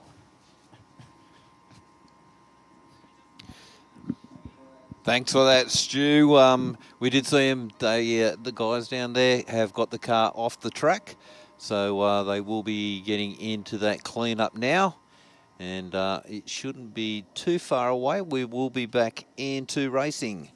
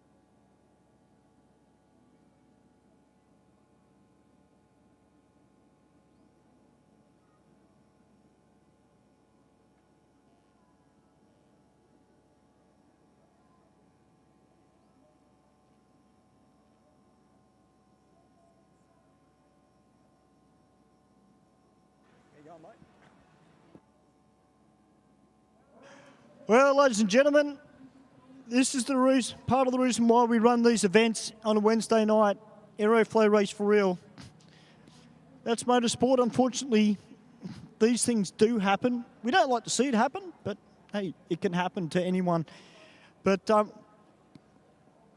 obviously it's double demerit points at the moment, guys. And hey, if you want to go quick, doesn't matter if it's double demerits or not. This is the place to do it every Wednesday night. And Mark Thomas, Stephen Bush up in the commentary box. You guys are having a killer of a night up there. It's sounding great from down here on the deck.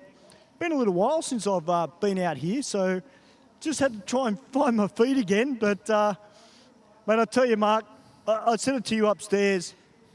It just reminds me when I first started. A whole heap of cars and bikes, massive crowd. I tell you what, mate, it doesn't get any better. No, it doesn't get any better than this, Stu. Yeah, it's great for the amount of cars we've got here, and the people up in the stands. It's just makes a real exciting night. And Stu, wandering down there, mate, we've got to pat you on the back. You're doing a great job, catching up with everybody with their cars and giving us all the right information. It's great to hear about how people have bought cars, what they've done to them, and the ones that have virtually had them from scratch and build up to the cars they are now. It's really good, especially for people that are building a car. Get some more ideas. Like sometimes when you do get stuck on stuff, it's good to talk to people who have done the same thing. A lot of them usually give you an idea about how to get round a problem. And when you're building cars, there usually is a lot of little things that you don't expect. No, and I think the other thing I really took on board tonight, I know I said it earlier on commentary, but I am going to say it again. I haven't seen this many tough VKs out here for a very, very long time here at Sydney Dragway. And, it's a credit to the owners and the car builders themselves for putting these fantastic machines together. And the good thing is we got something for everyone here. We've got a VK that I'm standing next to, which has got just full street tyres on it.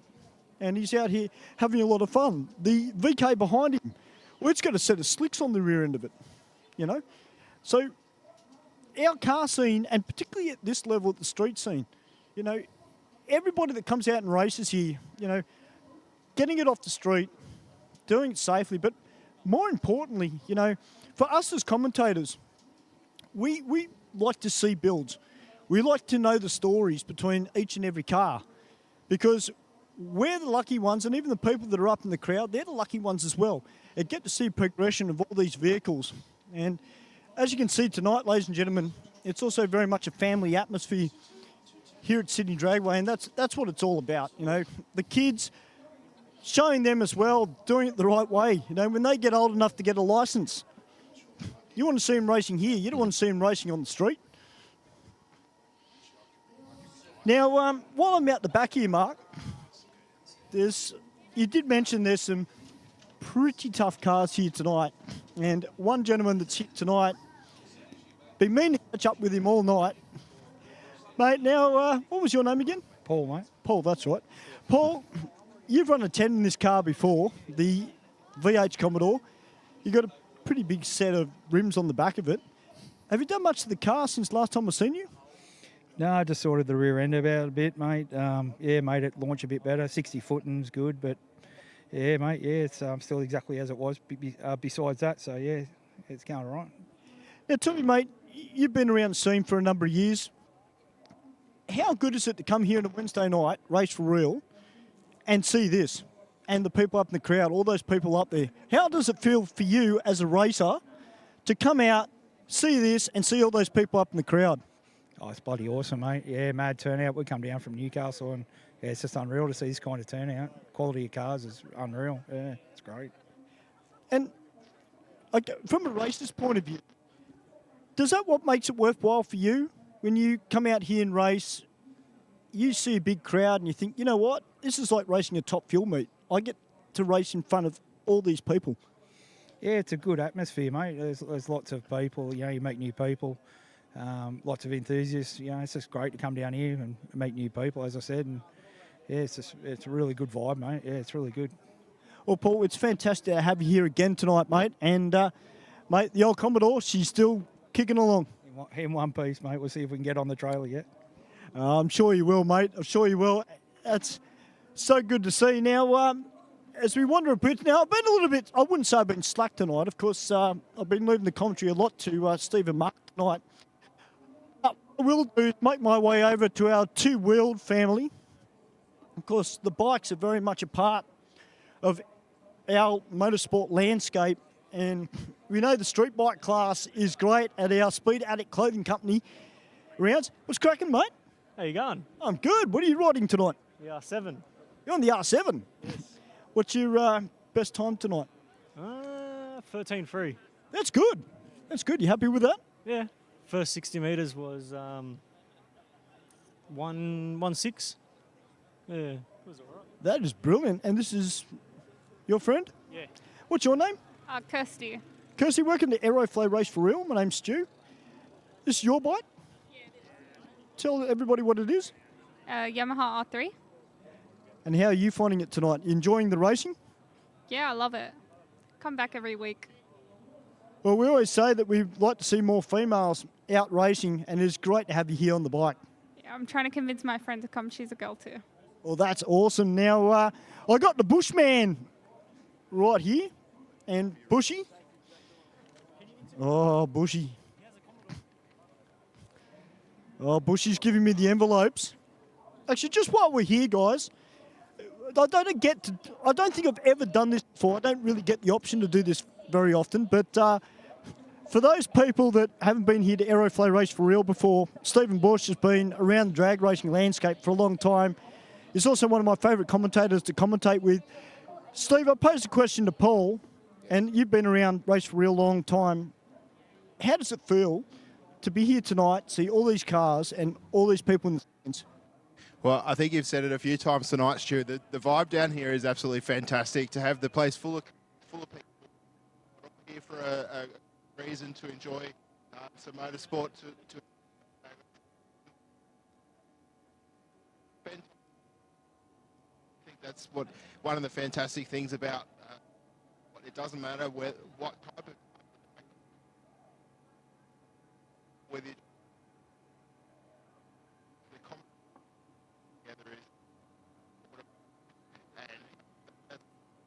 what's so good about the Aeroflow Race for Real. You know, the station owns full. Well, Steve, we've got tonight's prize winners. So if I could have Scotty, the photographer, if I could have you at the bottom of the tower, please. I'm looking for race number T5, David Cutting. Motorcycle racer 131. Adam Cooper. And racer number 7612, Daniel Ryan. If you guys could meet me at the bottom of the tower, please, for the reaction time prize money.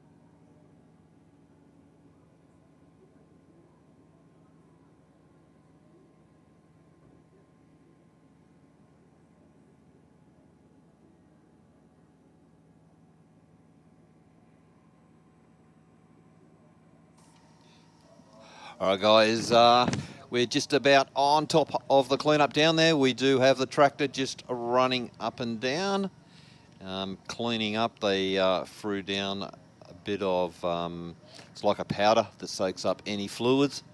So we did have a little bit of fluid down on the track through there. So they're not too far away, and we will be back into racing.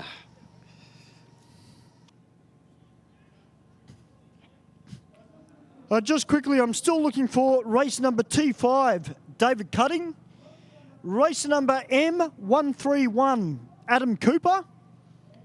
And race number 7612, Daniel Ryan. If you guys can meet me at the bottom of the tower, please, for the reaction time prize money.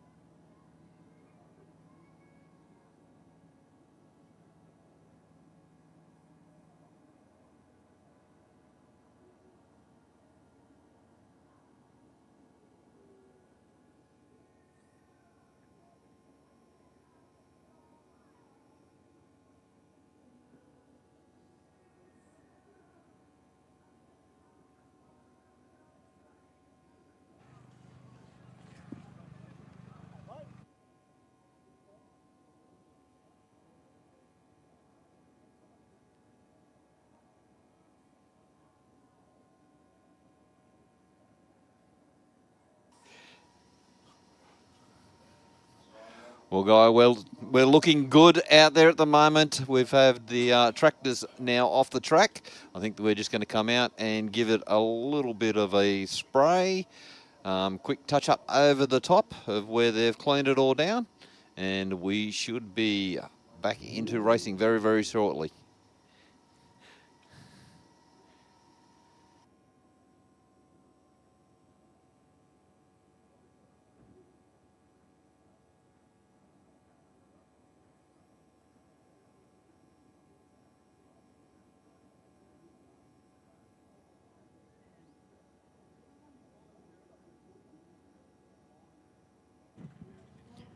I'm still looking for race number T5, David Cutting. And race number M131, Adam Cooper. If you guys are in the venue, could you make your way to the bottom of the tower, please, for the reaction time prize money?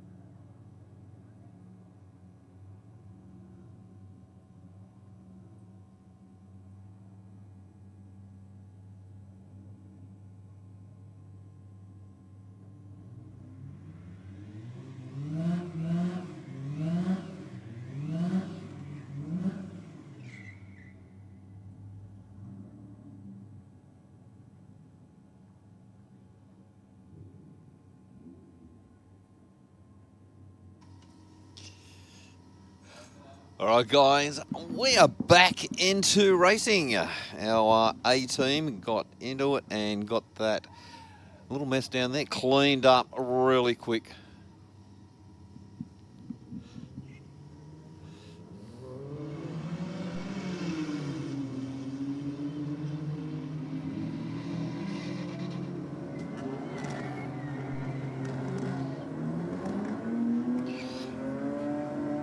(11.4), 120 miles an hour for the Aeroflow lane and a 15.2 for the Rocket lane.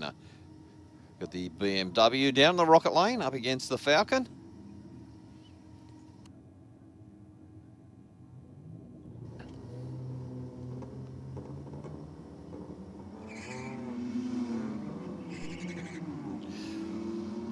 Beamer just sitting on the line with launch control, but just absolutely powers past the Falcon. 11.6, 128 miles an hour to a 16.2.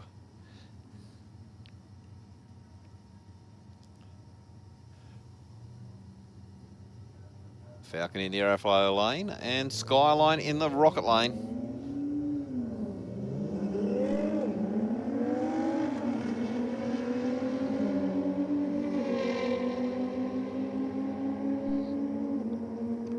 Skyline just goes past the car in the Aeroflow lane.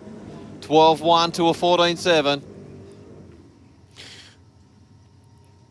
Commodore Ute up against the Maury Ute. I was just having a bit of a look at this little Maury Ute down in the tunnel, Mark. Yes. Someone down there is very creative with metal art. Oh, really? They've done, yeah. like all around the sun visor. The edging is like they've done a rusty chain. Oh, okay. The mirror mounts are a thicker chain, and then they've made like fingers out of bolts holding so the chain is the hand, if you imagine. Yep. And then a series of bolts, so they've shown the threads and that, and then that's holding the mirror on both sides. Wow. It's got the little driving lights on it. The cool. tanks in the back. Yeah, a lot of work gone into that. It's all clear coated, so he's kept he'll preserve the patina. Yeah, yeah. But you know, a lot of work in the metal art sort of stuff. When I first saw it, I thought it was a bit of a Thunderdome thing. Yes, a little bit along those sorts of themes, I guess. But all inside has still like the center console has all the big rivets and stuff in it too. So it's not just external. They've gone to the effort on the interior as well. Wow. He did say there was a fair bit of extra metal when he was talking to Stu. Because let's face it, the Maury wasn't a particularly heavy car. No, no. But 15.27 there. Okay, what do we got in the back window of the Subaru here?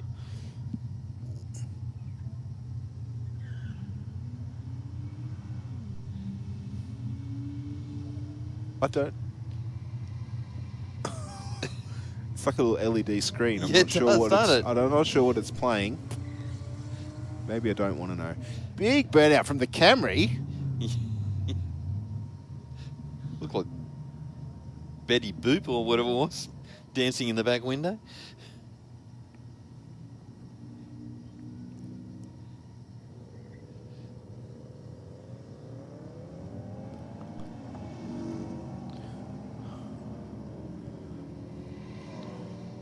The Subaru just stretching the legs on the Camry. Not many Camrys we've seen down the racetrack here at Sydney Dragway. 14.55 with a 600 mile an hour for the Subaru. A nice big burnout from the Commodore.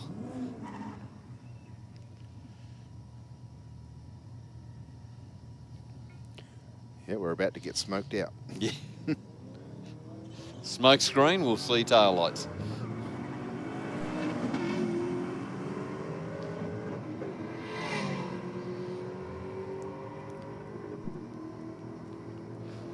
Well, nice strong pass from the Commodore. 11.4, 125 miles an hour to a 14.2.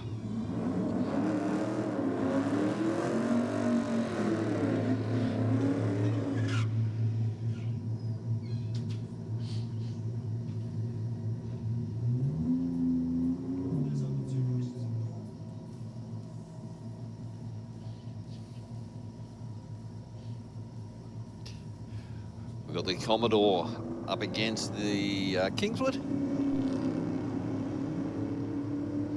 Oh, just stepped out really quick.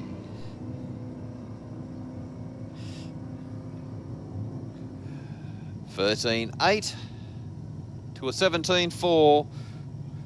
Got the VZ Commodore down the Aeroflow lane and the Supra in the Rocket lane.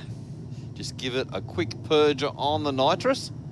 I think they're only launching this car out at the moment, just pulling data on it.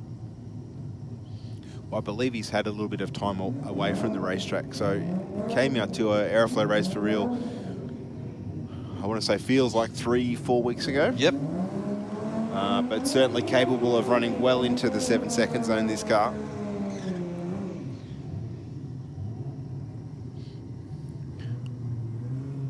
Interesting to see how it leaves on the Pro Tree. Just wants to get a little bit more heat into those tyres.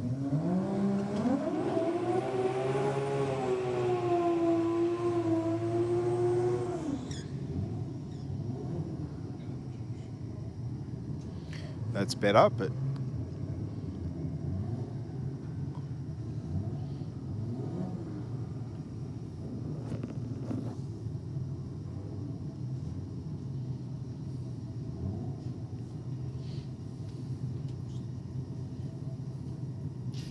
And our racer over in the Aeroflow lane, done the right thing, just sat outside the lights, just waiting for him to finish his burnout. Now both guys are in.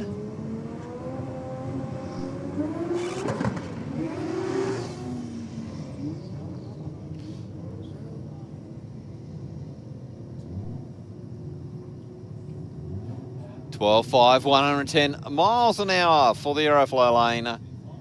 And Supra done their launch out thereafter.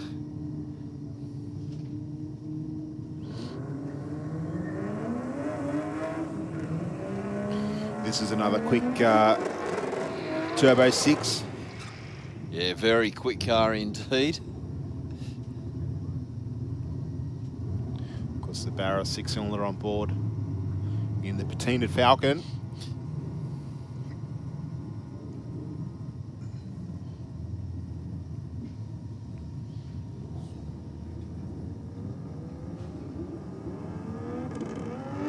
Not chasing the light.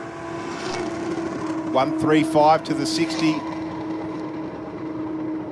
little bit of a misfire at the top end of the rev range. 880, 155 mile an hour. Thank you.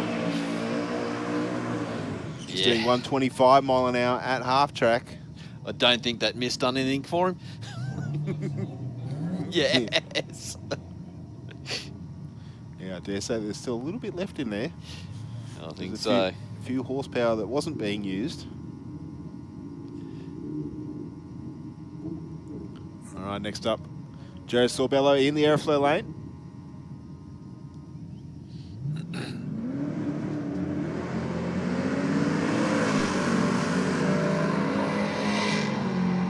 Didn't chase the light, went 151 to the 60. Straight down the center of the lane, 902 with a 2. 157, so yep, a little bit more mile an hour than the Falcon did, but just a little bit slower in ET.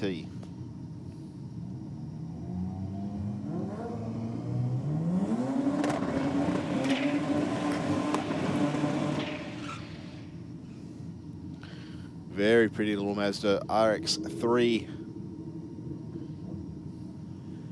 in the Rocket lane.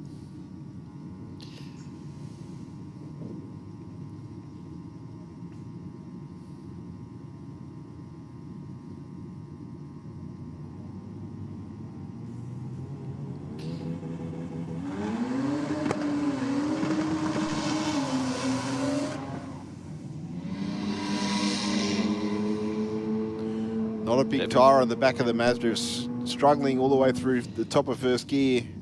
Yeah, done the right thing. Just eased out of it enough just to let it grab. Still 130 mile an hour through the top end, mind you. Yep. And as you would notice, we are on a Pro Tree. Yes.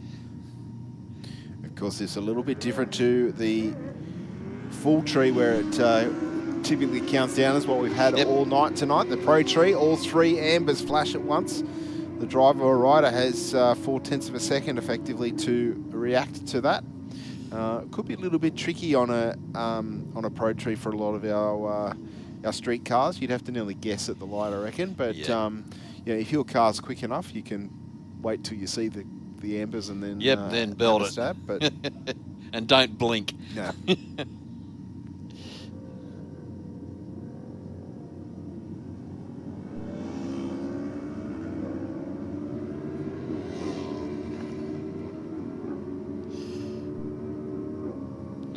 And the Aeroflow lane will get there first with a 12.65, 114 mile an hour. And 13.9 for the Rocket lane.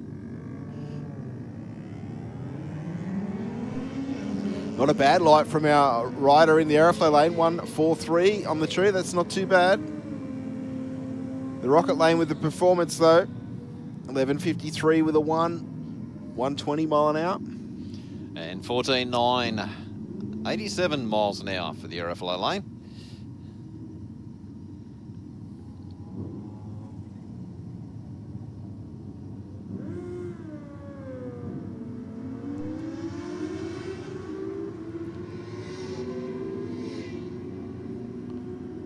The Rocket lane on a march. 9.89 with an 146 miles an hour. And 11.8, 124 miles an hour for the Aeroflow lane.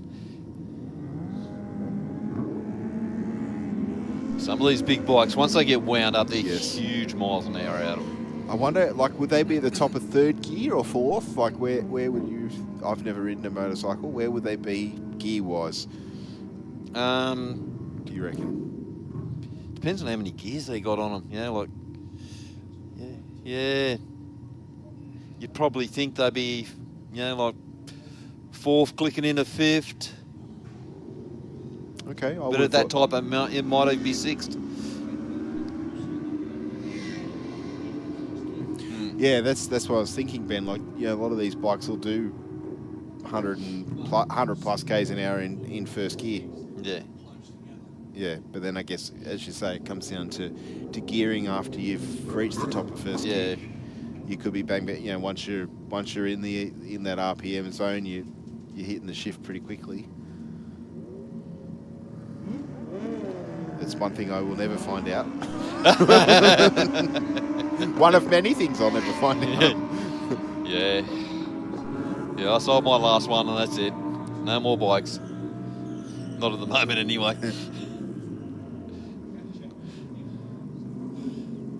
10.22 in the Aeroflow lane there.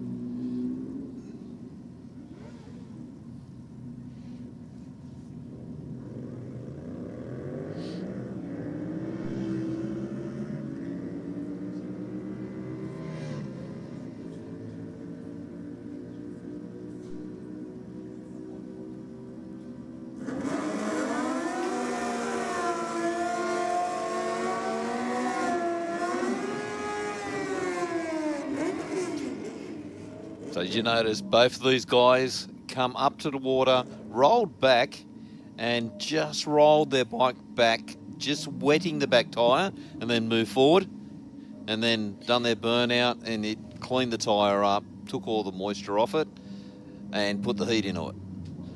Well, and I guess obviously it's all the water is only there initially to get the wheel to spin. Yep. Once it's spinning, happy days. So it's Jesse Barnes, I think, in the Rocket lane there. Good race. Only 0.04 of a second across the finish line. 10.18 with a 0. 137 mile an hour in the Aeroflow lane will take it. And there's a 5 miles an hour difference in mile. That would have been pretty good at the top end of the racetrack. I was yes. saying to Stu last week, Mark, I found a website that's a distance over time thing.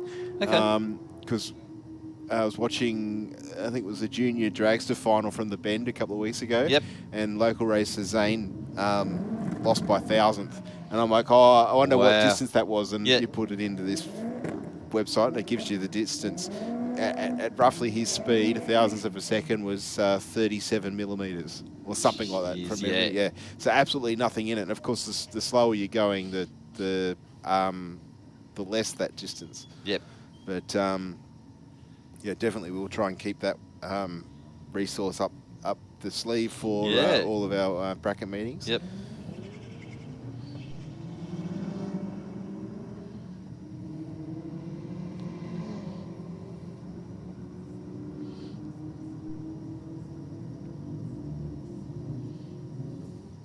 There we go. Comment from our one of our viewers on the live stream. He's thinking 4th gear at that mile an hour for that bike.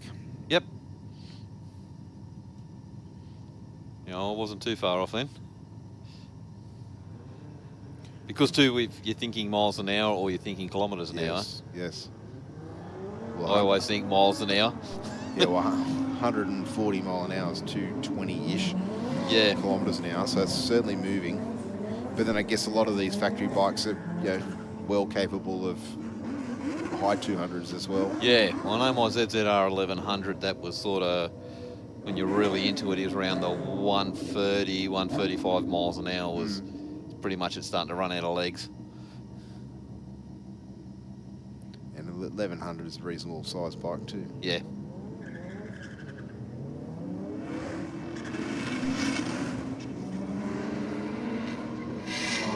Yeah, in a stay, yeah.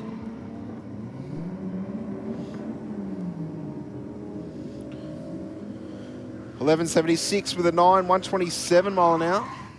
And 15.0 for the Rocket Lane. Pulsar up against the Omega Commodore VF.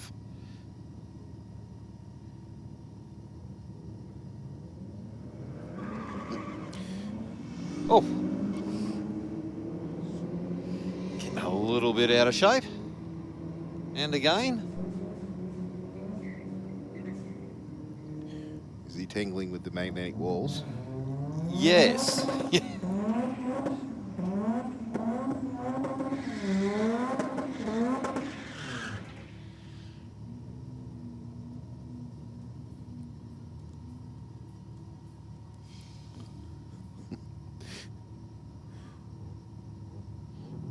My mum's away camping, Mark. Yes. And I only bring this up because it's car related, right? So we all know that I like Cortinas and Escorts, right? She's found me a supercharger off like a 4AG ZE with a manifold and all the carbies to suit an early Ford Cortina 4-cylinder. Perfect. Dangerous is what that is. And it's not ridiculously priced. So me being me, she said, I thought you'd like another challenge. I said, no, let's just get the engine in the car and going first. Yeah, but if the engine's out, you can put it on now. But it's all new, and it's definitely, no. It won't hurt, it'll just... You'll only have to put up with me whinging more and more because it's not going. Yeah, keep blowing head gaskets. Keep splitting the block. Maybe Scott might be keen on it. Yeah. Well, no, it runs the carby, so you could run the Webers on the supercharger.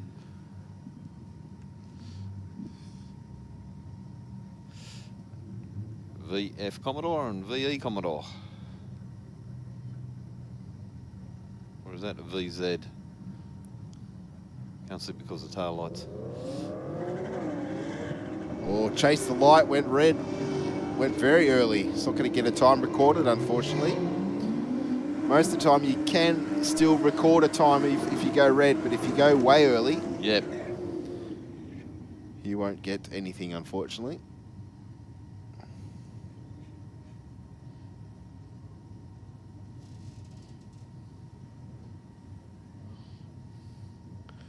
Yeah, nice score. I thought about that for a long time.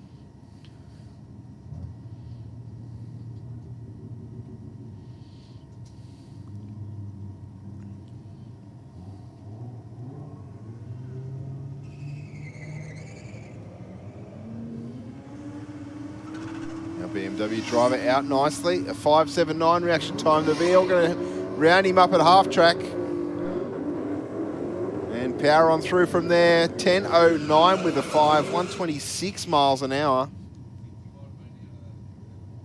Yeah, I think he got out a bit early and then just dropped the chute.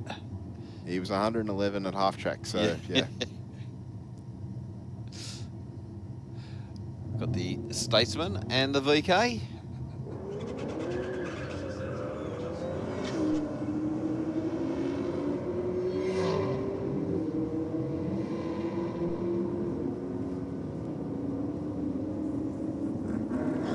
Nice pass in the Aeroflow lane. 10.65 with a 3, 130 mile an hour through the top end.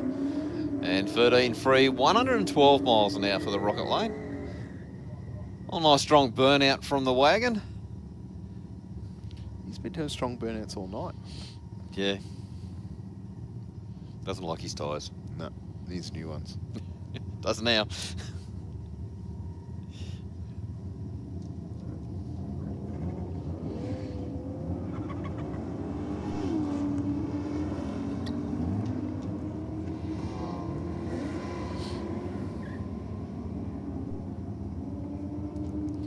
Commodore in the Aeroflow lane will get there. 13.66 with a 5. 93 mile an hour to a 14.39 with a 7 at 100 mile an hour. Next up we have our 12.5 second BMW SUV. Taking on the HSV in the Aeroflow lane. Yeah, the SUV had us all guessing. Yes. None of us got the right one. Weren't even close. Yeah. 12.52 with a 9, 109 mile an hour to a 13.65. So the mile an hour is not massive for the SUV, but No. I'm thinking probably because it's pushing a fair bit of air through the around itself. Yeah. And then the sheer weight. Yes, very good point, Ben. All right, well, RX3 Jet out to do a little bit more licensing. Get used to the car. It's doing a great job as well. Now, I forgot to touch on a little bit earlier that when we talk V8s, we're not necessarily just talking about sedans. In particular, Falcons, Commodores.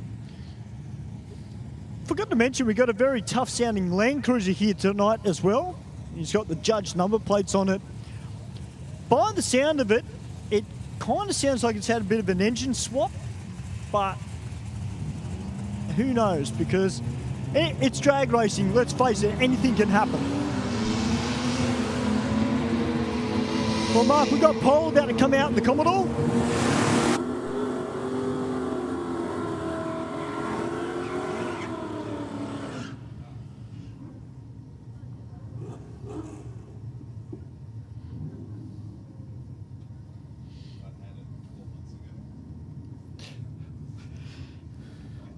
Nice strong burnout from the HQ. I can't see it. Yeah.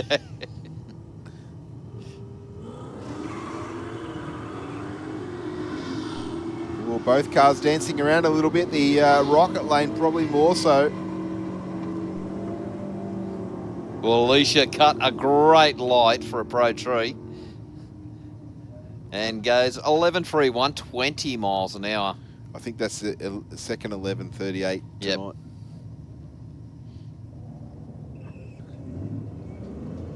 The night air are much stiller now than what it was Yes, at 6 it is. o'clock when we kicked off. Yep. Yeah, Stu was saying that. The wind had dropped away out there and it was perfect weather for racing.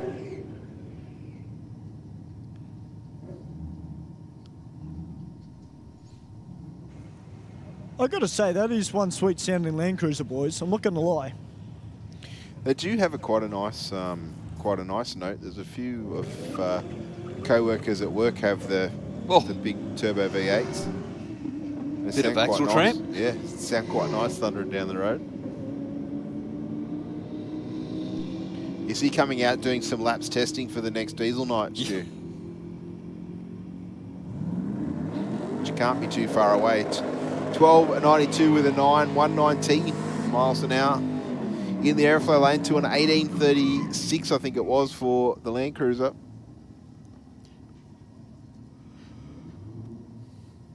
Actually, I think, Bushy, you might be right. It might be a Cressida. I'm only guessing. No, you guess right. Stewie could probably read the badge. Can you read the badge on the boot, Stu? No, he hasn't got his ear in. I don't think it's got the 6-cylinder in it anymore, though. No, I don't think so.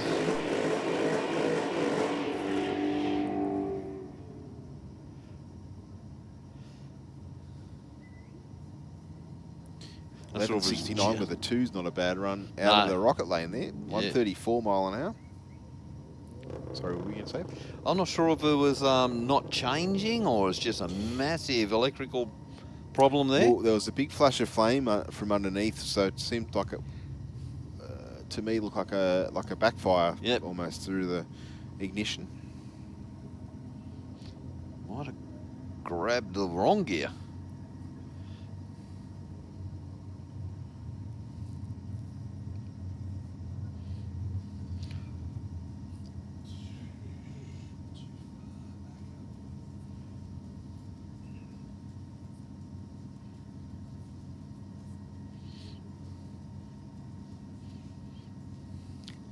What are we selling on the dark web, Ben?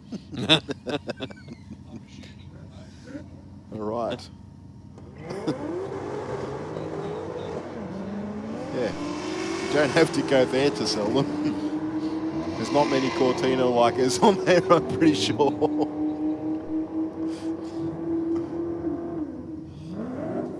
$12.81 with the 5, 123 mile an hour in the rocket lane. To a faster on 11.94 with a 2. Little bit of a sleeper, this little pickup. We saw it run earlier tonight. Yep. Definitely not the standard power plant in. I ran into the 12s, if my memory serves me correct.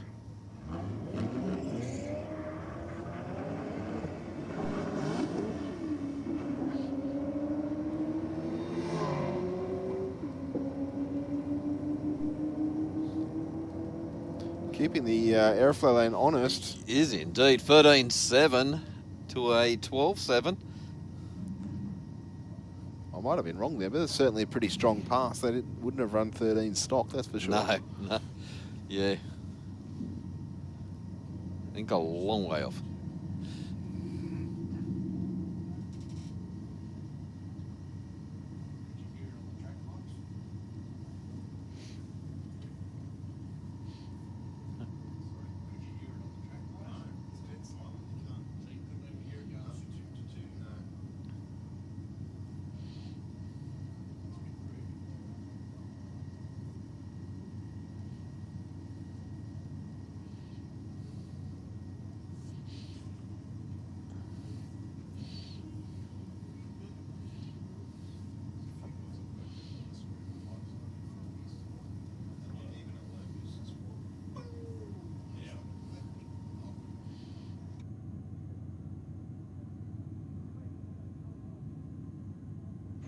We've just got a little bit of fluid, boys, that has just come out of that ute by the look of it, just on the start line. So we'll have to get that cleaned up. Before we get back to racing, Brian down here in his Commodore, of course sharing that tonight with Sammy Joe, and not only does he love his burnouts, but I'll tell you what, that's a story in itself, isn't it, boys? You know, they start off as Aeroflow race for real racers, got the bug, ploughed away, got their eye in on the lights, and stepped up to our New South Wales State Champ rounds, and they are doing a fantastic job in that car. They really are. Yep, it's worst thing about drag racing, it's addictive. Once you start, you can't stop. And then even when you reach the pinnacle in top fuel, it gets even worse. Yeah. because there's always something. You go out and run a world record. Oh, if I had just done this or I had just done that, I would have run quicker. But I guess that's what drives us, isn't it? It is, yep.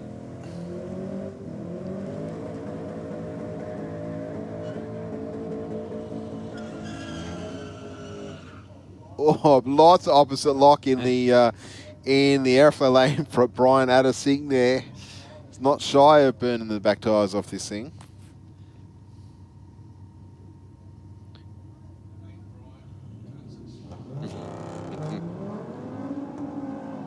Not a bad leave either. 3.56 on the tree.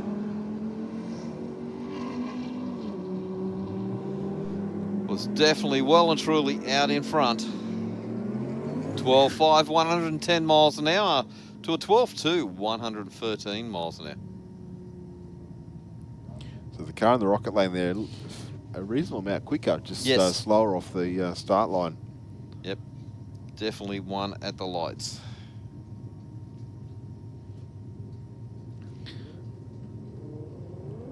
Japanese muscle taking on some Aussie muscle. Oh, I think I hear a turbo there in the Aeroflow lane. Why has his reverse lights come on there? Interesting. 1085 with a 137 miles an hour. Yep. I can understand them coming on as part of the trans brake on the leave of the start line, but not at the top of first gear. Wonder if it's the reverse pattern, maybe? Way they've wired it up, yeah, possibly is. That's interesting.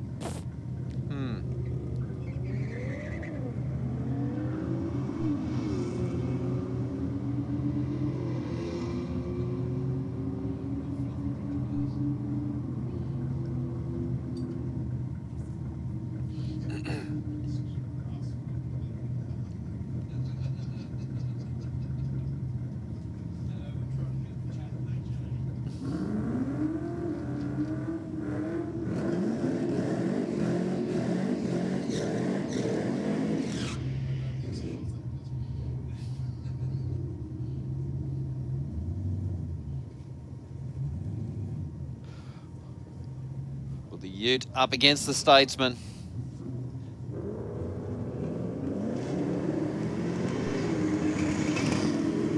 Oh. That's cleared that muffler out. Yeah, as indeed. 11.07, 121 mile an hour. So it's certainly making the power at the top end.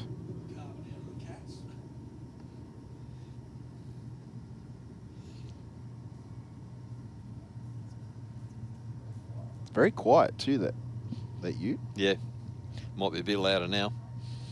Yeah, it's because there's no innards left on the mufflers. Yeah, that's it.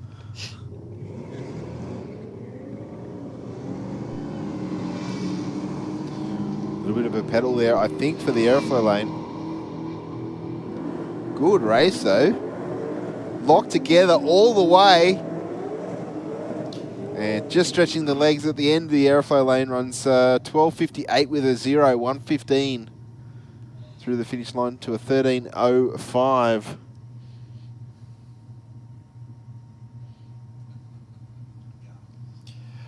The HJ Holden up against the Commodore.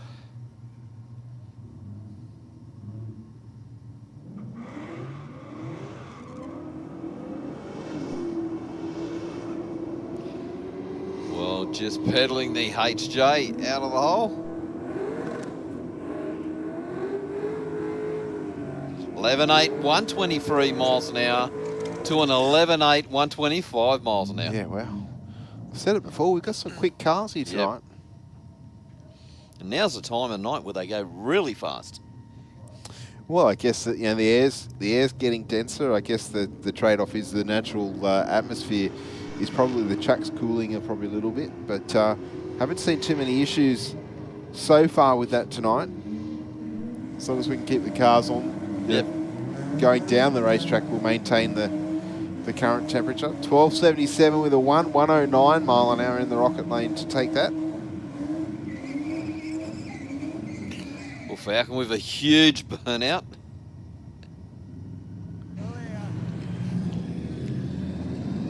Hey, Mark, Stu. You don't know how close I was then to getting everybody to go the limiter finger then.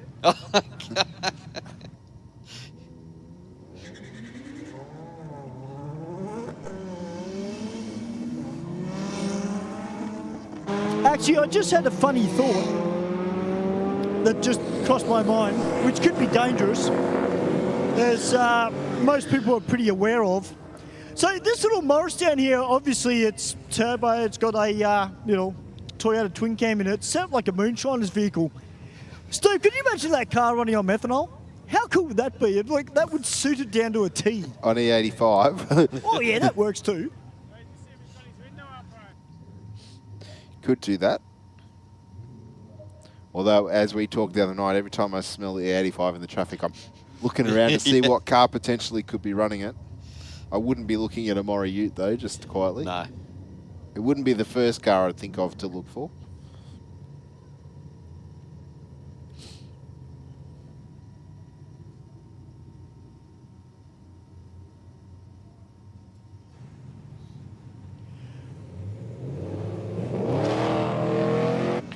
Very nice lead for the Commodore in the rocket lane.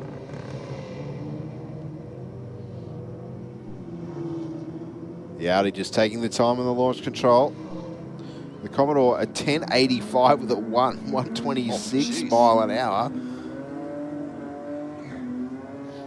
And the Audi a 1202 at 111. Yeah, that's Silver Commodore, boys. Fair bit of work done to that car through PSC Racing.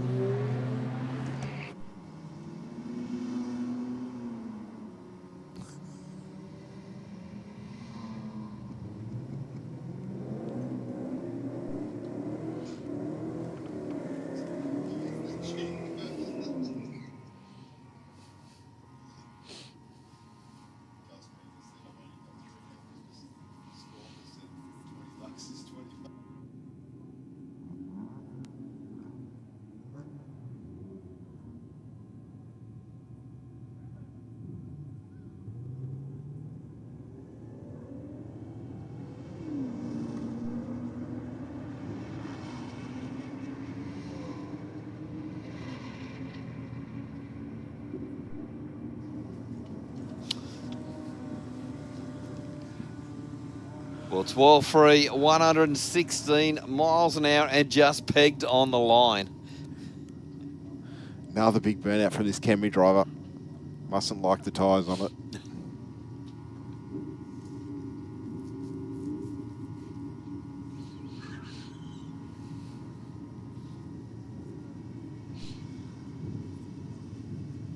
Little Mazda RX-3 coming back out.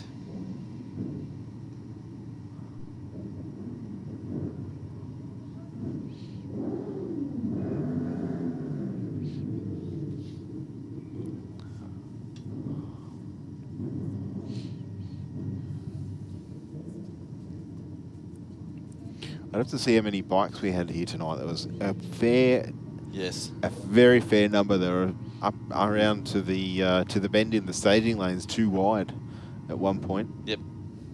So it's fantastic to see all of our riders back here at Sydney Dragway. Of course, have that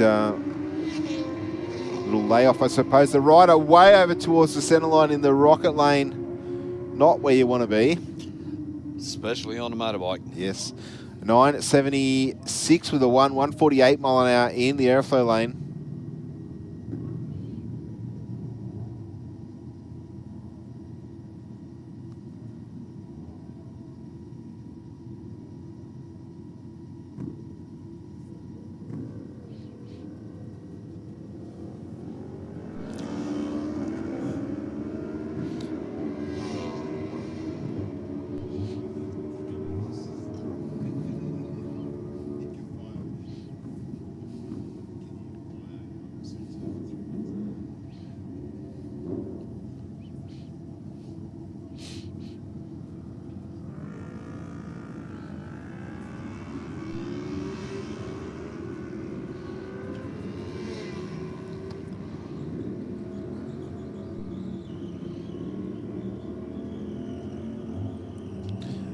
And 11.59 with the 7. 125 in the Aeroflow lane to take the win there to a 12.26, I think it was.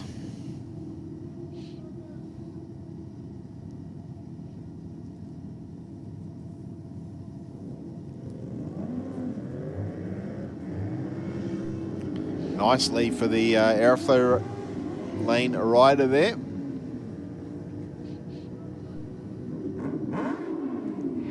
And runs on through for a 13.54. 96 mile an hour. And 15.2 at 86 miles an hour for the Rocket Lane.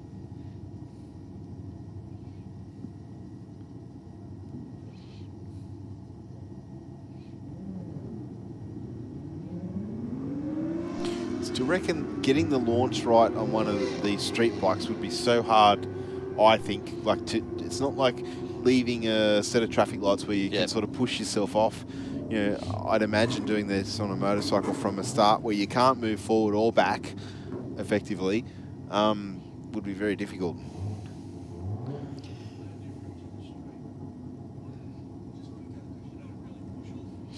You just engage the cup when you're engaging the clutch. That's where it's all going to move.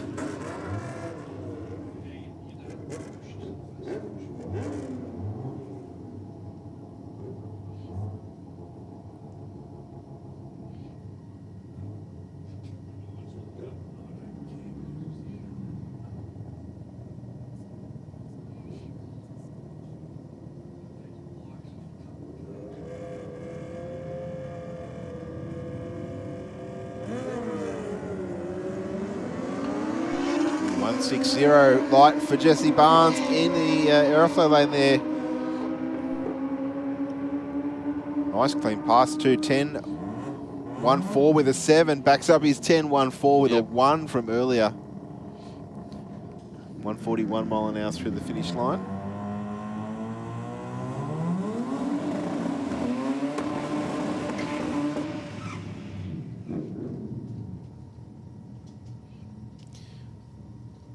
Moving over to the Aeroflow lane for the little RX-3 Mazda.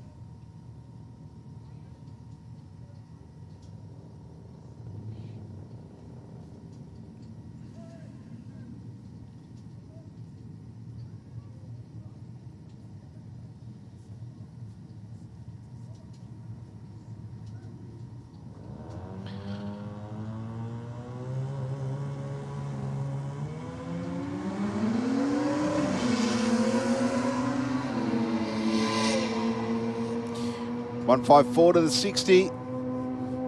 Out the back door this time. 9.93 with a 0. Wow, it's a big step up for the times that he's run with the under the Pro Tree later this evening. It sounds like he's got that car just set up just nice. Sounds like it just hit the limiter as he crossed the line. Yeah, didn't pick up on that. Well, didn't screech the tyres or anything. It launched pretty hard as well. Yep.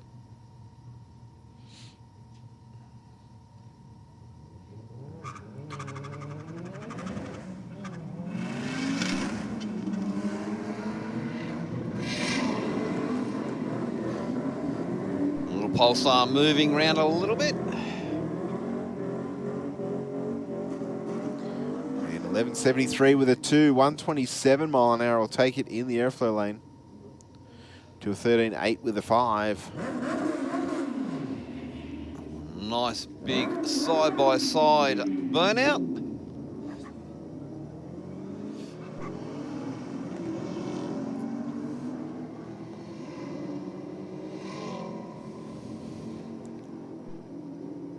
Rocket Lane will take the win, 12.1, 118 miles an hour to a 14.1 at 105 miles an hour. Well, ladies and gentlemen, I believe that was our last pair of cars down the racetrack for this evening. On behalf of Sydney Dragway, I would like to thank each and every one of you for coming out tonight. I hope you've had a fantastic time. I know Stewie, Mark and myself and Ben have all enjoyed commentating tonight, being part of the atmosphere that's come around for the V8 versus Rotary night that we've just had here at Sydney Dragway. If you're celebrating Anzac Day tomorrow, be safe on the roads, drink responsibly, gamble responsibly if you choose to do so. Of course, lest we forget all of our fallen and current serving personnel. Keep your eyes on the tracks website, www.sydneydragway.com.au, for all the news and events coming up, of course, for the Gulf Western Oils Nitro Champs on the 3rd to the 5th of May here at Sydney Dragway. And, of course, this weekend coming, we have the Sydney Jamboree. So grab your tickets online if you'd like to join us. Mark, Stuart and I look forward to seeing you here at Sydney Dragway in the very near future. Be safe.